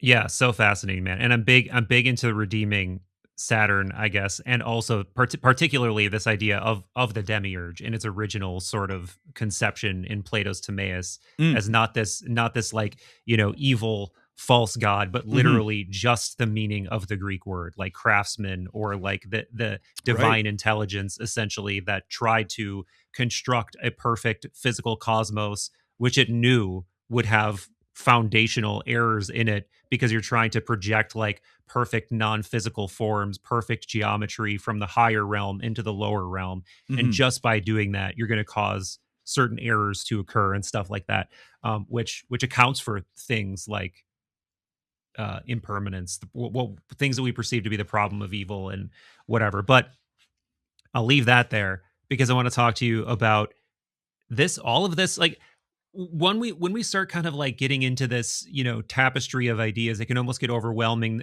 and to a point where like people who aren't well read into this stuff can sort of lose the thread into the so what. It is Yeah. wonder evoking. It is totally at least for me, wonder inducing, and that's great. But it also, according to the ancients, seems to have everything to do with the fate of the human soul. Like there's a lot of initiatory traditions that seem to be, yeah, they're obsessed with the night sky, and they're obsessed with the pole star and the dipper and various asterisms, but it's because they're trying to do something that has to do with dying before you die. And that's the sort of point of initiation, is that you can sort of go on some sort of cosmic ascent journey so that you know what to do and where to go when you die. And we think that they all thought that you went to some place underground that was like fiery, and that's what Hades was. But it seemed to be just the opposite. Like it seemed to be like in the Milky Way. It seemed to be astral and cosmic, this like passage from the earthly life to the post-earthly life. And you needed to like pass through the Milky Way and through the Dipper and through the pole star or whatever. And if you didn't, like, bad things could happen of various kinds depending on what tradition you're reading in. And along the way, there are various entities and there are various thresholds. And in some of these traditions, you need to know the passwords or the teachings or whatever to get through each threshold guardian or each entity that's at each gate. So I don't know if any of that's true, but the ancients certainly thought it was true. And they certainly seem to be deeply in touch with these forces or these, whatever you want to call them. I mean, Yeah. and this gets into another thing we said we wanted to riff on at some point too, is like the nature of deities, the nature of what is a god? What are these higher intelligences, these non-human intelligences, if you want to call them that? Yeah. Like, yeah. So I'll leave you with all of that to riff on. Right on. Okay, so you mentioned initiation. Yeah. Now, initiation, right in the beginning of the word, is in. That's a huge clue about what it's really all about. Sure. Now, something that I would like to pass along to people is that along my travels with symbolism, there are certain authors that I really hold in high regard. And one of them is this fellow named Rene Guénon. And he actually started sort of a new school of thought in a way. And he basically, the tradition, or what people refer to it as, is traditionalism. And so it's a perennial sort of thing. And he is, to me, like the sort of best symbologist I've ever come across, if I'm being completely honest. So Wow. that was another step in my journey where once I came across Guénon's work, it was just kind of like he leveled me up so much in ways that I'm like eternally grateful. And so he has several books on initiation. One is called Perspectives on Initiation. And basically, the like sort of summation of it is that what brings you closer to your center is initiatory. What removes you from your center could be considered counter initiatory. So this would be the counter initiation. And there's a lot of people in today's world where they are promising you initiation, but they're actually counter initiatory. They're going to actually bring you further and further and further away from that. And so to me, symbolically, again, the pole star occupying this central place. And by the way, there's a whole conversation to be had about the pole star actually being more of a title, kind of like a king, and the pole star changing, over time and things like that. So just like with a king is going to reign for a certain period of time, but then after him, there's going to be another king. But all of the symbolic value of the king is still imbued on that person regardless, right? And so same thing with the pole star. And so it may very well just be a title or a role or something along these lines, right? But the pole star and polar wisdom, what I refer to it as, it brings you closer to the center. This is what most people who have gone into my work, especially this side of things, has said, is that there is something very pure about this line of research, and that it encourages you to go towards your center. And so there's kind of an initiatory quality to it as well. So, it's interesting. So what is closer to the center is more sacred. What Guénon says is that what is popular, that would be the outside of the wheel. What's popular is profane. And so if something is really popular, chances are it's probably low hanging fruit, right? Right. Everybody knows you hang out with a group of people. It's like the more and more people you have, the like sort of lower quality of the conversation is probably going to be, versus if you can talk to somebody Yeah. one-on-one, you can be really intimate and things like that. So what's really, really popular is on the outside of the wheel. That's public, that's profane symbolically. What's on the interior part of the wheel, that is more sacred, and it's more hidden, basically. And so every group works this way. So there are inner sanctums to every single group. You have an inner sanctum, right? And so not everybody is allowed in the inner sanctum. Temples work this way too. And so, as an example, Solomon's temple, there's like a courtyard. So, outside of the courtyard is like the public. Within the courtyard, you're closer to the temple.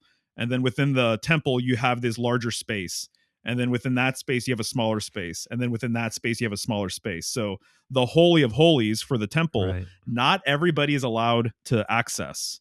So, you have to have a specific diet, you have to have a specific lifestyle, you have to know specific things. You can maybe only enter at opportune times, all of these different types of things. Yeah. And so the inner sanctum is for the privileged few, regardless of what you're really talking about. So this idea of a god or gods, symbolically, they are closer to the center. As humans in the flesh, living our sort of worldly lives, I think we occupy something a little bit further away from the center. So, but there are beings and classes.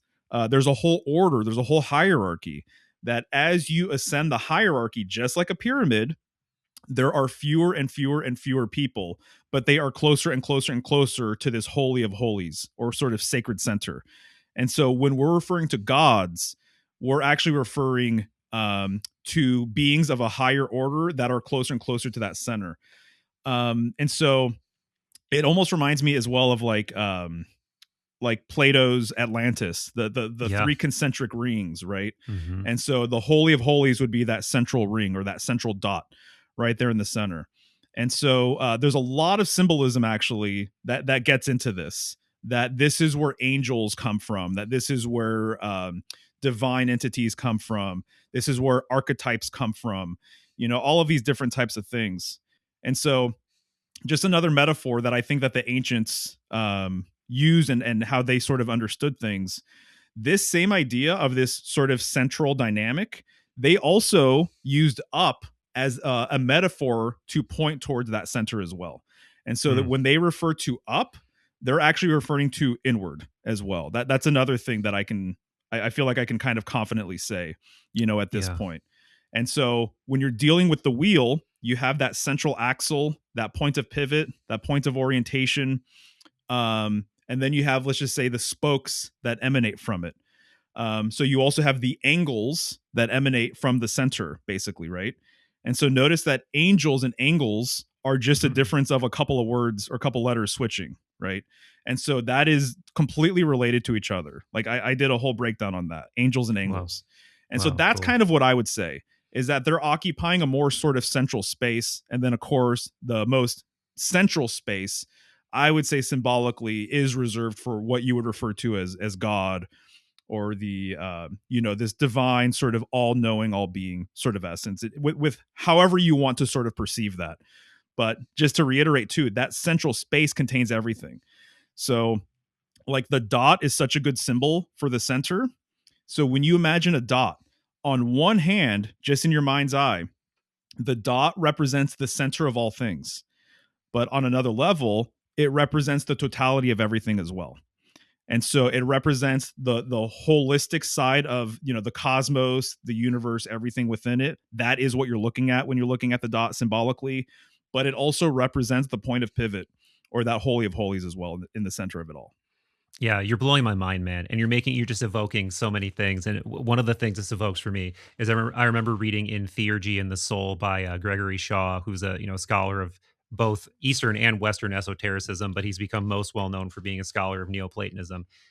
There's a phrase that he talks about, and I don't remember if it comes specifically from like Iamblichus or Proclus, but he says this idea of theurgy is demiurgy. So Mm. meaning like to if you want to work with divinity, you have to be like the demiurge. You have to do like what the demiurge does. So that means, yeah, building, creating, right? Like that's one part of it. But it also again speaks to this as above, so below kind of dynamic where it would make sense that you would need to have a literal physical manifestation of a temple where you go into the center of the temple and you probably also build that temple following sacred principles, sacred geometry, mirroring something in the night sky, and then you physically go into the center of it as the like high priest or whatever, and then you go into your own center, and it just like you never stop, like you keep mirroring and mirroring and mirroring and mimicking.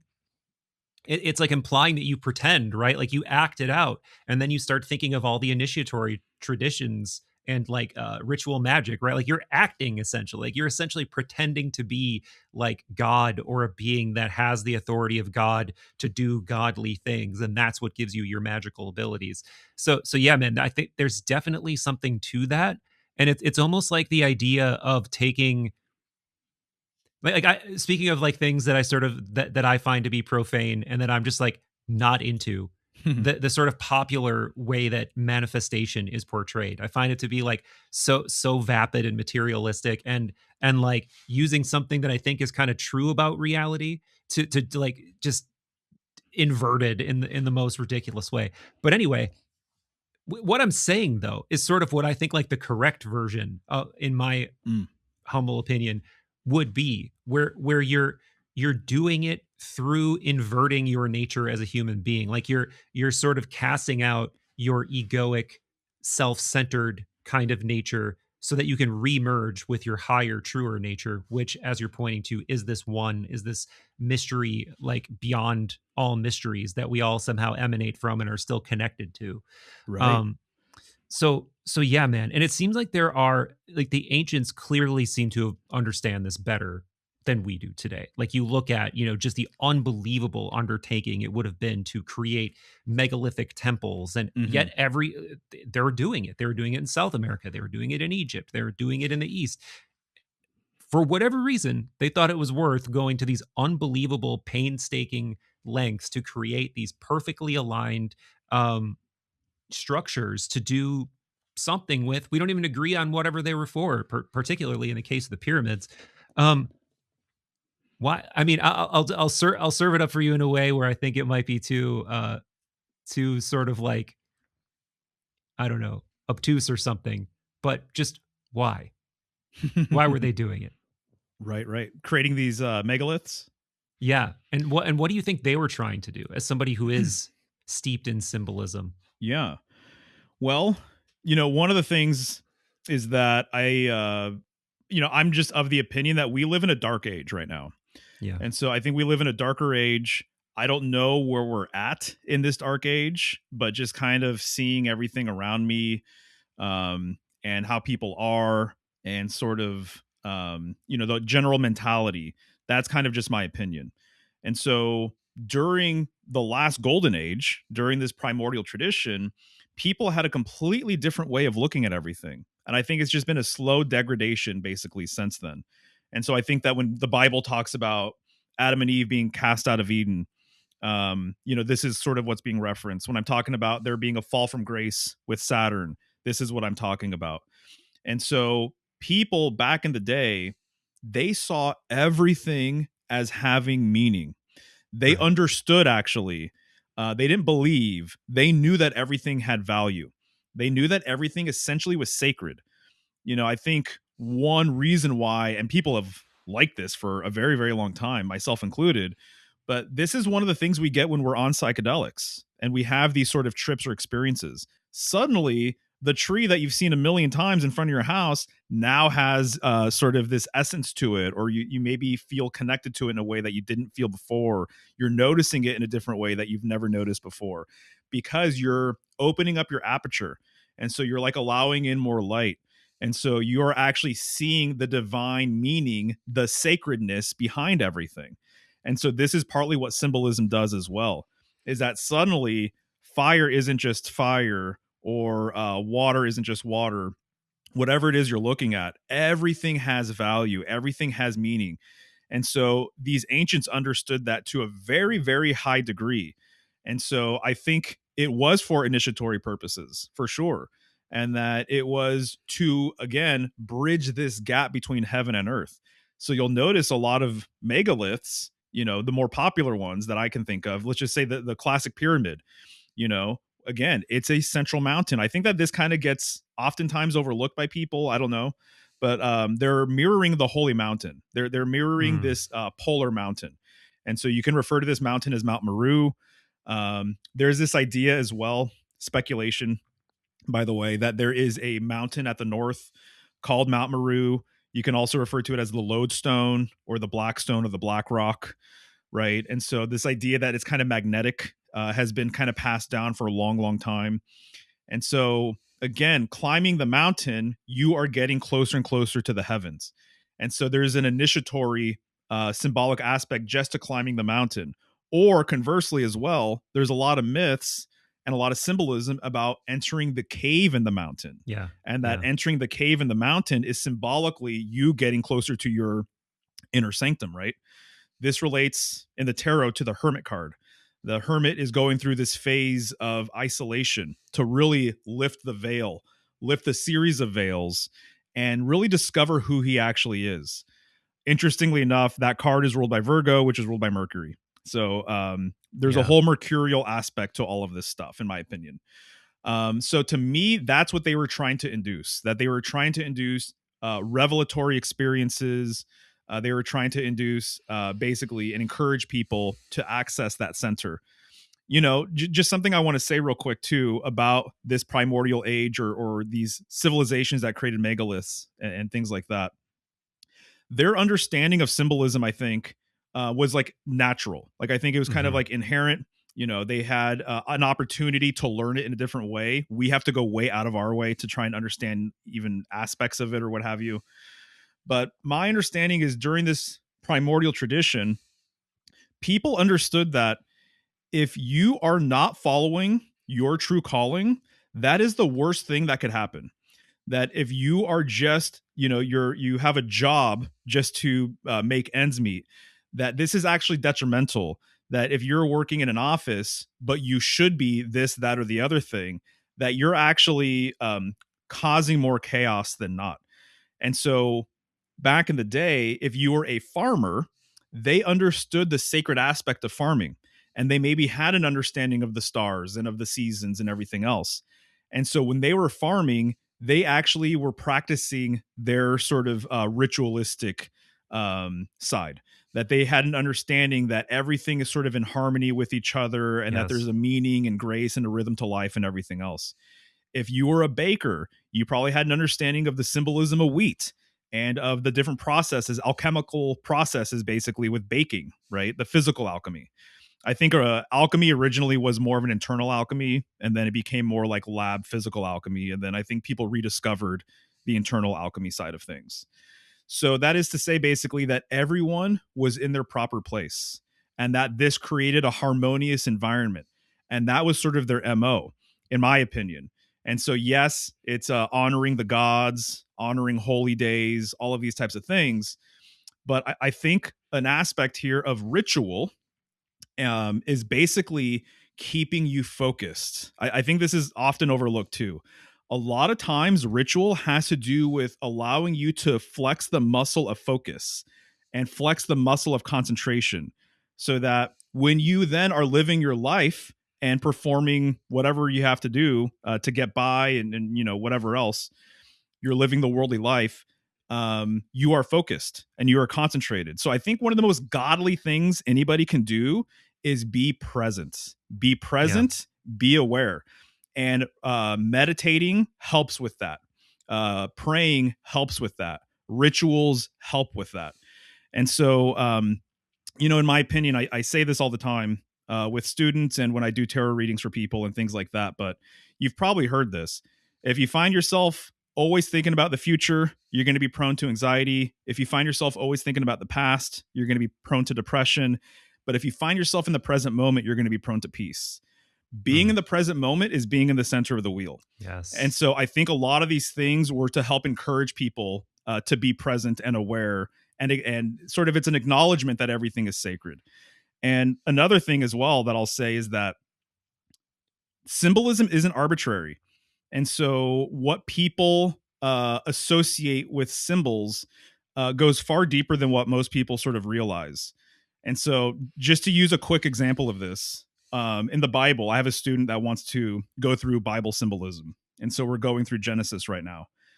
And in the Bible, God created Adam and basically assigned Adam to name all of the animals in the animal kingdom. And so, he did. And he named all of these animals. And if you start decoding what that's all about, and I've read from authors who are much smarter than me about this, but it makes perfect sense that basically the reason why Adam was allowed to name the animals is because he had yet to fall. So he Mm. understood every animal's true nature. So he understood why the lion should be called the lion. Isn't it? Ion is right there in lion. Lion kind of sounds like lying. There's all sorts of things, like every name for every animal, for every fruit, for every shape. The name itself encodes the meaning of what that thing is. Yeah. And the symbolism of that thing is its essence. It's what it does. And so I encourage people all the time. It's like, hey, as an example, we're going to be entering into Aries season pretty soon. Do you want to know more about Aries symbolism? Study the ram, study the Mm. sheep, study the lamb, look at the lamb, touch the lamb, spend time with them, look up videos. What stories are they incorporated in? That's going to give you a huge, of course, symbolic clue about the meaning behind the animal. Yeah. So the names for things and the shape of symbols for things, it's not for no reason. It's like it's very, very deliberate, and just like you were saying with the temples and everything, it's all designed for a very good reason. Yeah.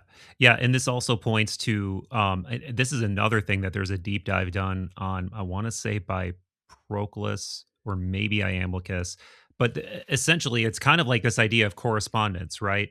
Like that there's sort of a hidden language and relationship between things that all of this stuff emanates from. Like language, Mm-hmm. our language emanates from it, our numbers emanate from this Mm-hmm. truer relationship, and they saw the world as, yes, like we already said, fractal, holographic, but you could like trace everything back to its source. Like they would, I think the later Platonists used the word henad. So like a Mm. henad was like the very, very top, highest level deity that is sort of like still, I mean, to them, deities were like formless light beings that we could only ever interlocute with through veils, and they would have to wear some kind of mask that was available to our psyche or our understanding if we were ever going to have any kind of contact with them.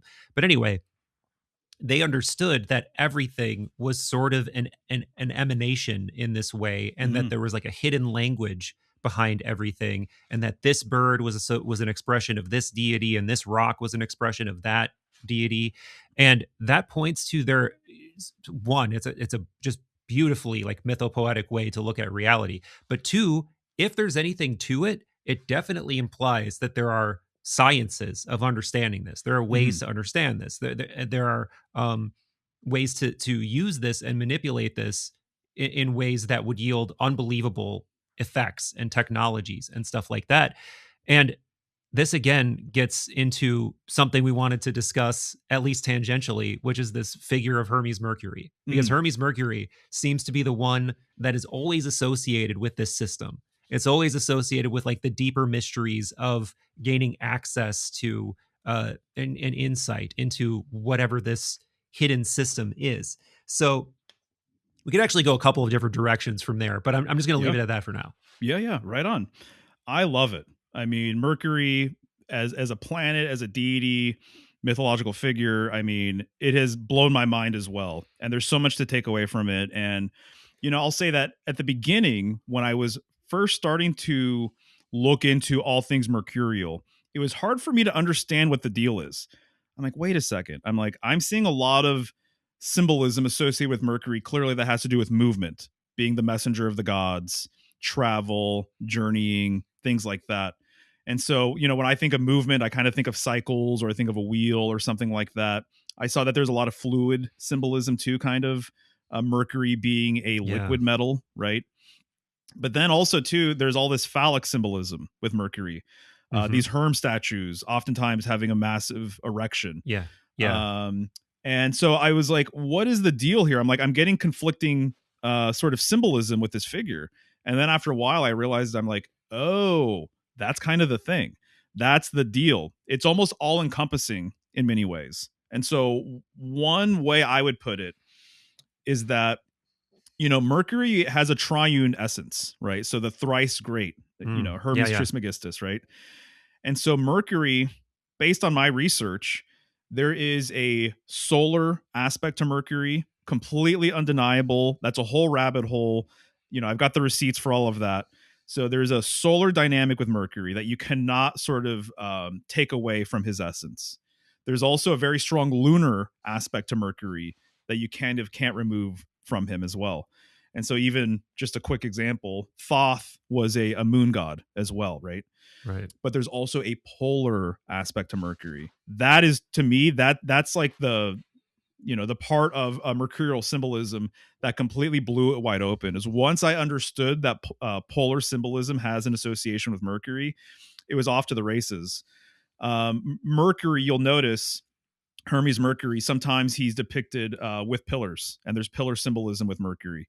A really well-known engraving of Mercury is him leaning up against a pillar in between these two pillars. That's a clue. That's a huge, huge clue to what he's really all about. There's other illustrations that I have, like alchemical illustrations with Hermes Trismegistus or a mercurial figure, and he's very clearly not lunar not lunar, not solar, but he's actually the third thing in the middle. So just to say real quick, so Mercury, the planet, rules Gemini. With Gemini, you have the two pillars, you have the twins. Whenever you have two pillars, there is an implied third pillar there. And this would be like the original pillar. And this pillar would be polar, as I'm saying. You could say that one pillar is lunar, one pillar is solar. The third pillar in the middle, the central pillar, is polar. And so I think one of the great examples of mercurial symbolism in the tarot is the magician card. And so the magician is well known for having a wand. What is the wand? The wand is basically like a world axis pole symbol. The wand represents fire in the tarot, but it also represents energy being sent forth.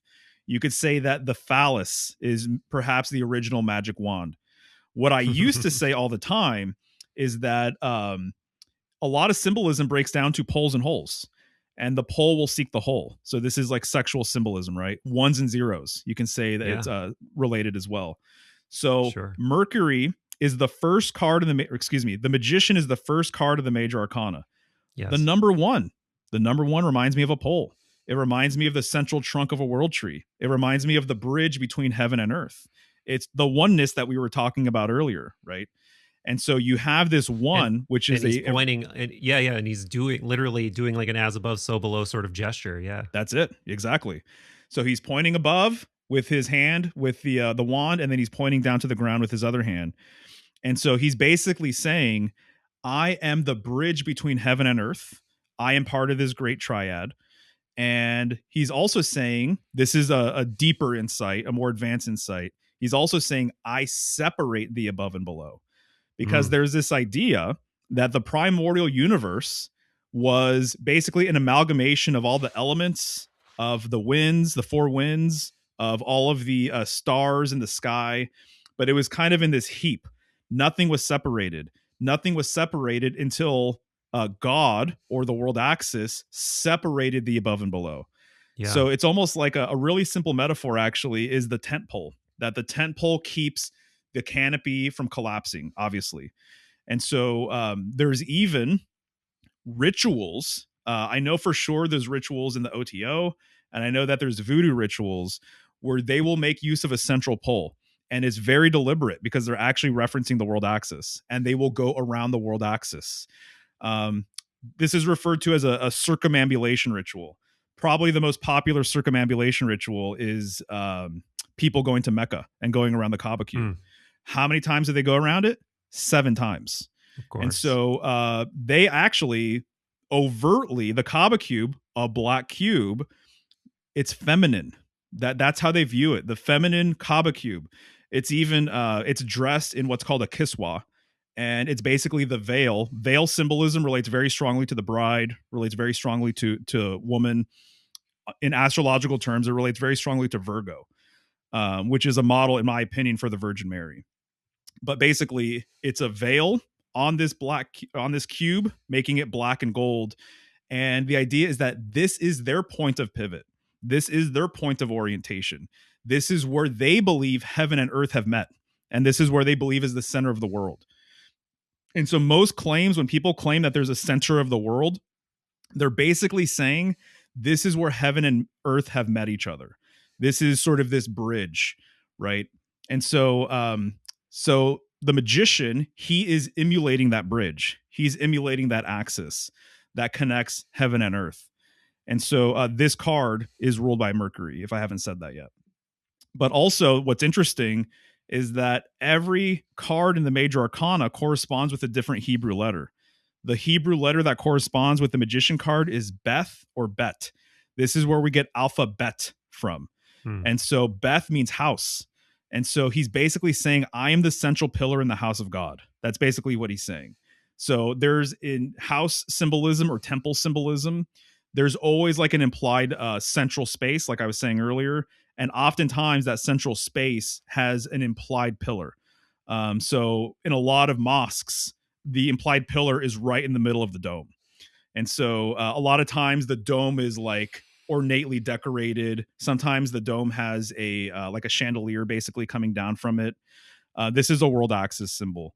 Even in Freemasonry, by the way, in Freemason, just because it reminds me of the chandelier. Yeah. In Freemasonry, they have a plumb line, right? A plumb line with a weight at the end of it. There's some Freemasonic texts where they acknowledge that that's actually a world axis symbol. You know, so anything that's just vertical like that can kind of be used in that context. But that's what Mercury represents. So Mercury, to me, he represents basically not only the axis itself. In the Thoth deck, by the way, the magician card, he's right in front of a pole. And so he's like floating, but there's a very clear pole behind him. So this is the bridge that he is able to use to get to other domains. In Norse mythology, there's a little squirrel. It starts with an R. I can't remember its exact name, but the squirrel goes up the tree. And basically, this is one of their mercurial figures. It goes up the tree. So basically, it's climbing, it's ascending this bridge. It's ascending the tree to go to the heavens, right? And so also, I'll say, it seems as though Mercury has been used as a title or a label for ether or spirit itself. Right. And so other groups have had different names for this. So as an example, there's some groups where they're Satanists, but when they refer to Satan, they're actually referring to ether. Or maybe you might say plasma. You know, I know that that's kind of, it can interface with ether in a lot of ways. And so Star Wars uses what? The Force, right? In voodoo, they'll even say voodoo is literally, that's the same thing. It's the same sort of essence or whatever you want to say. So I know that Mercury has also been used this way. Mercury has been used as sort of a catch-all for spirit or ether. So those are just a few things off the top of my head, but yeah, Mercury is like, it's such a deep thing to get into. We could talk about it like all day long. Totally, man. Totally. Have you ever read that? It's a very long Jung quote I've read a few times. I think it comes from Psychology and Alchemy, but he goes through, it's like a paragraph long quote about trying to describe what Hermes Mercury is. It's unbelievable. I can find it if you want to hear it. Might take gotcha. Yeah, feel free if you want. Yeah. Let me pull it out. And to anybody who's already heard this quote, sorry, but it's too good not to read. You, right. Yeah. So I mean, a second. Yeah, there's a lot of things with Mercury obviously having to do with transition. So transition and cycles. And so to me, when I think of that, I do think of, again, the processes of alchemy itself. And I think that alchemy relates to Mercury as well, in that in order to be an alchemist, you need to know, you know, your light side, your dark side, your neutral side. You need to embrace your masculine and you need to embrace your feminine. So there's lots of androgynous symbolism that gets associated with Mercury, the divine androgyne and things like that. And so literally just the nature of completing these sort of cycles or movements or whatever, I think is very mercurial. Totally. All right, I've got this quote. Cool.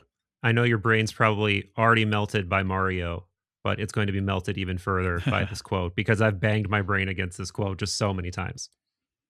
All right. The multiple aspects of Mercurius may be summarized as follows. 1. Mercurius consists of all conceivable opposites. He is thus quite obviously a duality, but is named a unity in spite of the fact that his innumerable inner contradictions can dramatically fly apart into an equal number of disparate and apparently independent figures. 2, he is both material and spiritual. 3, he is the process by which the lower and material is transformed into the higher and spiritual, and vice versa. 4, he is the devil, a redeeming psychopomp, an evasive trickster, and God's reflection in physical nature. 5, he is also the reflection of a mystical experience of the artifacts that coincides with the opus Alchemicium. 6, as such, he represents on one hand the self and on the other the individuation process, and because of the limitless number of his names, also the collective unconscious.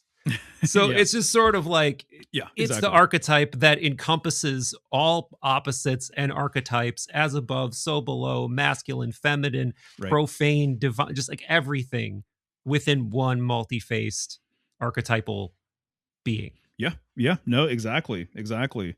And so, the other thing too, probably worth noting, is that Mercury has the planet has the quickest transit Mhm. of all the planets. So it's like, I think it's 88 days, which that in and of itself is interesting too. And also, this idea of ascent or whatever, like the Kundalini sort of framework, the serpents going up the spine. To me, we're talking about the same symbolism. It's the squirrel going up the tree, it's Mercury ascending the bridge, or whatever you want to say. The serpent going up the tree of life, or the tree of knowledge or the tree of the knowledge of good and evil. It's the same sort of idea, a serpent going up the tree. Even the dollar sign, right? It's like the dollar sign, the simple, S with the vertical line. It's like, it's the same thing, Yeah. in my opinion. So Mercury really has this idea of like upward sort of movement.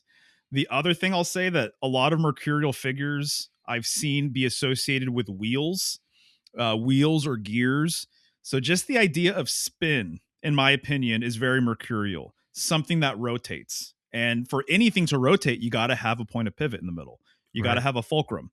You got to have that point of orientation. And so whether you're talking about the spin of the heavens or anything else, it's like, to me, that's very mercurial, in nature. Even to like mermaid, hybrid creatures are very mercurial, Ah, right, right, right. and so this idea again of the two in one, which to me creates a third thing, basically, is of its essence as well. Yeah. Yeah. One thing we haven't talked about yet, speaking of the poles and the centrality of this pole symbolism and Hmm. this like cosmic pole that we may all be spiritually and literally somehow orbiting around, is the topic of the earthly pole, right? Hmm. And whether it's the North Pole or the South Pole, it's always associated with weird shit. It's Oh always yeah. associated with conspiracy theories, like that. This is where the inner Earth conspiracies emanate from. There are so many ancient stories about there being like these like rivers that flow out of these like central polar points. Hmm. And I could be conflating things here, but in this incredibly weird passage, I mentioned this in some of the ideas I sent to you. I know just before Socrates' death, he's going on this whole riff about the eternal soul and the fact that the earth that we see, and he does a pretty good job, according to most people watching. He does a pretty good job where he says the earth is a sphere. It's not suspended by anything. It's rotating. So first he says that like 2,500 almost years ago, but then he says, but that's not the true earth. The true earth is actually a dodecahedron. And then he starts talking about all these like massive rivers, and like he talks about so many other things associated with this true earth. And I shouldn't have even brought that up because I'm not sure if that has to do with the poles or not. Um, but yeah, the poles on Earth, whether it's just lore or not, there's a Yeah. lot of strange things associated with the earthly poles. Oh yeah. Yeah. Yeah. Endless. And that's the thing that I try and bring up as well, is that, basically the poles, to me, there's always been this portal sort of dynamic, if you want to put it that way. Portal, this transcendental sort of quality or nature, it being the entrance to inner earth as well, is another Yes. huge thing, obviously. And so yeah, the poles are massively, massively significant in so many different ways. Um, And so to me, what's like interesting, I mean, there's multiple many things that are interesting, but even the fact that, excuse me, that there's a electromagnetic grid around Right. Earth, the magnetosphere looks like a torus field. Isn't that interesting? A torus field has opening up top and down below, right? What does that remind you of? And so you can literally see the effects of this. My understanding is that's how we get the northern lights, Mm. and so that there's this idea that this electromagnetic torus field around Earth is what is causing that phenomenon, up top. So no matter how you slice it, the poles have been viewed as entrances or exits, essentially. And so this is basically like the basic framework as well of this idea, again, of the center of Earth. There are people, and when I read the Bible or I read any myth, I associate it as mythology. I think it's helpful metaphors, sometimes not helpful, but I kind of look at it basically as more symbolic, obviously, than historical. But a lot of people associate paradise or Eden being at the North Pole. That's sort of the thing. And you maybe have seen like these old maps. I'm not sure if you have, but there's these old maps where they will show the North Pole, and there is a little central mountain, and then there's Hmm. 4 rivers emanating from that central mountain. So again, people can look this up, but most people associate this mountain with Mount Meru, if you want to call it that. And so exits, entries, lots of mythology, Lovecraft as well, at the Mountains of Madness and things like that, being Mm. at the South Pole. And so Lovecraft even encoded polar axial sort of symbolism with that, as well. So he was on it in that regard.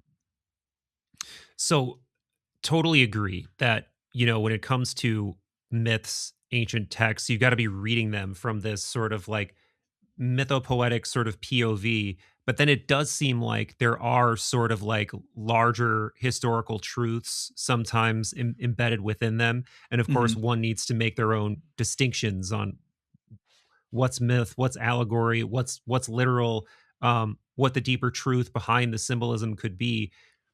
But if you had to guess, or not even if you had to guess, but before I ask you to guess, one thing that does seem to be a trope in a lot of these ancient texts is that the knowledge comes from some Mm, source. And it's not always just like God came down and did this. It's like a wise person came from the north. The Hyperborean myths of these, yes. like what they call in Greek iatromontis figures, like Abaris the Hyperborean, or there's a whole number of them. And then there's this tradition, the iatromontic kind of shamanistic philosopher tradition, where it seemed like they were doing things in visionary states. They were doing astral ascent type things. They were going into caves and bilocating and, turning into ravens or whatever. And they were often said to be associated with particular deities. Oftentimes, in the case of these Yatromontis figures, it was Apollo. And a lot of us from a modern POV think of Apollo as solar, but as obviously I think you know, and many other people know, he's primarily associated with like prophecy and like divine sight and Hmm. things like that before he's associated with solar, from my understanding. Hmm. So that might give us a hint. But the broader question I'm asking is, do you think that there was or is some group of initiates that is sort of like the, for lack of a better term, like the master of all of this knowledge that we're talking about? Because it seems like there is some historical evidence for there actually being a group of people who spread this wisdom throughout the world at some point.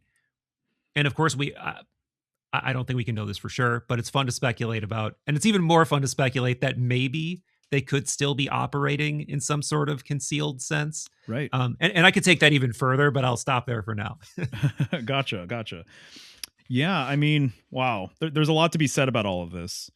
One is that I brought up the wild man figure Yeah. archetype. There's lots of variations of this. I would say a modern version would be a modern good version would be the fool. Actually, he's always Yeah. traveling, and so oftentimes the wild man exists in nature, but he preserves information from the wild and will occasionally come to town or come to a city and bestow wisdom upon people, and then he's gone. It's a very mercurial sort of thing Yes. as well. And so he's like a wisdom keeper.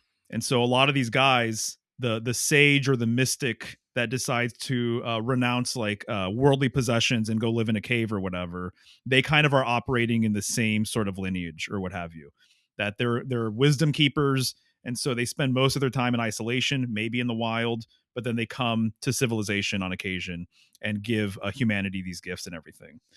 In my opinion, when you start diving deep into your own awareness of what you already are, not what you need to attain or anything like that, but what you already have within you, that your highest sort of awareness, your highest nature, I can say, and this kind of gets into the weeds here with a lot of information that I'm still wrapping my head around, but I am convinced that it's non-human, that we have our highest self is not human in nature. And so I'm inclined to think that the highest wisdom as well is not necessarily human. So metaphysics, it's beyond physics. It's beyond the Right. physical plane, it's beyond the physical world. And so I'm inclined to think that these entities or what have you, that I think we really as humans, we like to anthropomorphize everything. So we like to make everything very human because that's how we can kind of understand it. So I think superheroes have these powers, they're able to do all sorts of amazing things, gods and goddesses and things like that. But I think we're anthropomorphizing probably things that exist, knowledge that exists, wisdom that exists, that's accessible to everybody, by the way. And I think it's accessible a couple of different ways. And this is something I'm kind of wrestling with right now. On one hand, I hear a lot about sort of anyone can become initiated on their own, that there have been very wise people that basically kind of figured it out by themselves. And some of my favorite authors even say, too, that there's people who are of the highest sort of order that can't even read, that it's like it's not an intelligence thing. It is, but it isn't. So the intelligence part of it, the knowledge part of it, is can be a support or a bridge. But there's also people who seemingly have gotten there and have understood some of these divine truths without being properly initiated. And so that's the other side of it. Excuse me. The other side of it would be that you are properly initiated into an order. And so my understanding is that what people view as initiation these days is sort of, like I was saying earlier, like a counterfeit or a copy of what initiation used to be back in the day. But the idea of initiation is like a transmission of Right. wisdom or energy or knowledge or whatever. It's almost like electricity. So that there has to be an initiatic chain. And so if you're initiated by somebody in a proper order, then it only works if you're following this mindset, if you will. It only works if the person that's initiating you was also initiated by someone who was initiated, who was initiated, who was initiated. And if you follow basically that initiatic chain, that you're literally receiving the transmission or the wisdom from the last golden age, or from the last the primordial tradition. And so to me, it's like these people who were wise, who maybe were ascended masters or whatever, if the transmission, however it gets to you, if it gets to you and it's understood and you're making good use of it, then that ascended master or god or deity who originally gave us that information is like still alive. You know what I mean? And so it's like, because you're keeping their knowledge alive, you are now the custodian of what they pass down to people. And so, is there like a physical sort of aspect here with some of these gods and deities? I can't really say. I don't really know. But I'm inclined to think the way consciousness works is that it goes beyond the physical, and it Yeah. even goes beyond the human. So again, the highest wisdom I think you can understand or know is beyond human, and I would even say too, it's beyond uh, expression. It goes beyond our words. It goes beyond what you can read in a book. It even maybe even be beyond like form and everything else, that there's literally no way to accurately sort of represent that. It's more experiential. Yeah, man. So well said. And I'm so tempted to have that be a mic drop moment, because it's like, I know we're getting over 2 hours here, but I totally agree. And if there's any truth to all the things we've been talking about, that has to be true, right? There, like, this has to go beyond the physical, and it has to be pointing to a higher reality, a higher truth that than what can be expressed in the physical. I Yeah. totally agree. But that said, one of my favorite sorts of like conspiracy theories or attempts to explain uh the phenomenon, this UFO phenomenon, everything else, is sort of a breakaway civil, like an esoteric breakaway civilization sort of version of that whole thing. Mm, Like mhm. that there is still a small cloistered private group of people who have this ancient wisdom, use this super high ancient technology, and we see glimpses of it from time to time and think, "Oh, that's aliens." When really it's either us or us mixed with some form of divinity or something that has existed since far, far back in our, like, definitely probably pre-flood, whatever. And they're Mhm. still sort of like, whether it's like the Nordics or whatever the fuck, I don't know. But Right. that general sort of uh storyline and explanation for the phenomenon, it appeals to me. I'd be lying if I didn't say it appeals to me. Right, right. Well, it symbolically there's so much to be said about this because the inner sanctum, which we could say that this primordial wisdom or golden age wisdom exists in that inner sanctum. Part of inner sanctum symbolism is that it needs to be protected. And so the Knights Templar, this Yeah. is one example. And so they were warrior monks, and so there's this idea of like what is holy actually needs to be protected in some ways and guarded in some ways.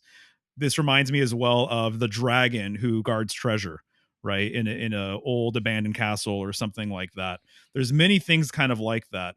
So just symbolically, there's something to be said about it. And then also what I think is kind of interesting, I don't want to completely mess up their interpretation of things. But there's some Christians who believe in what's referred to as the camp of saints. And they're basically talking about Mm. what you're saying, wise men who are keeping this wisdom alive. And they like to say, some of these people, for what it's worth, that they exist in the North and that they're Mm. actually, that's where they're hiding out. And so something to chew on. Yeah, and like Manly P. Hall would talk about that too, and like Secret Teachings of All Ages. When he's going down his various Hermeticism rabbit holes. Mhm. The idea of there being all of these.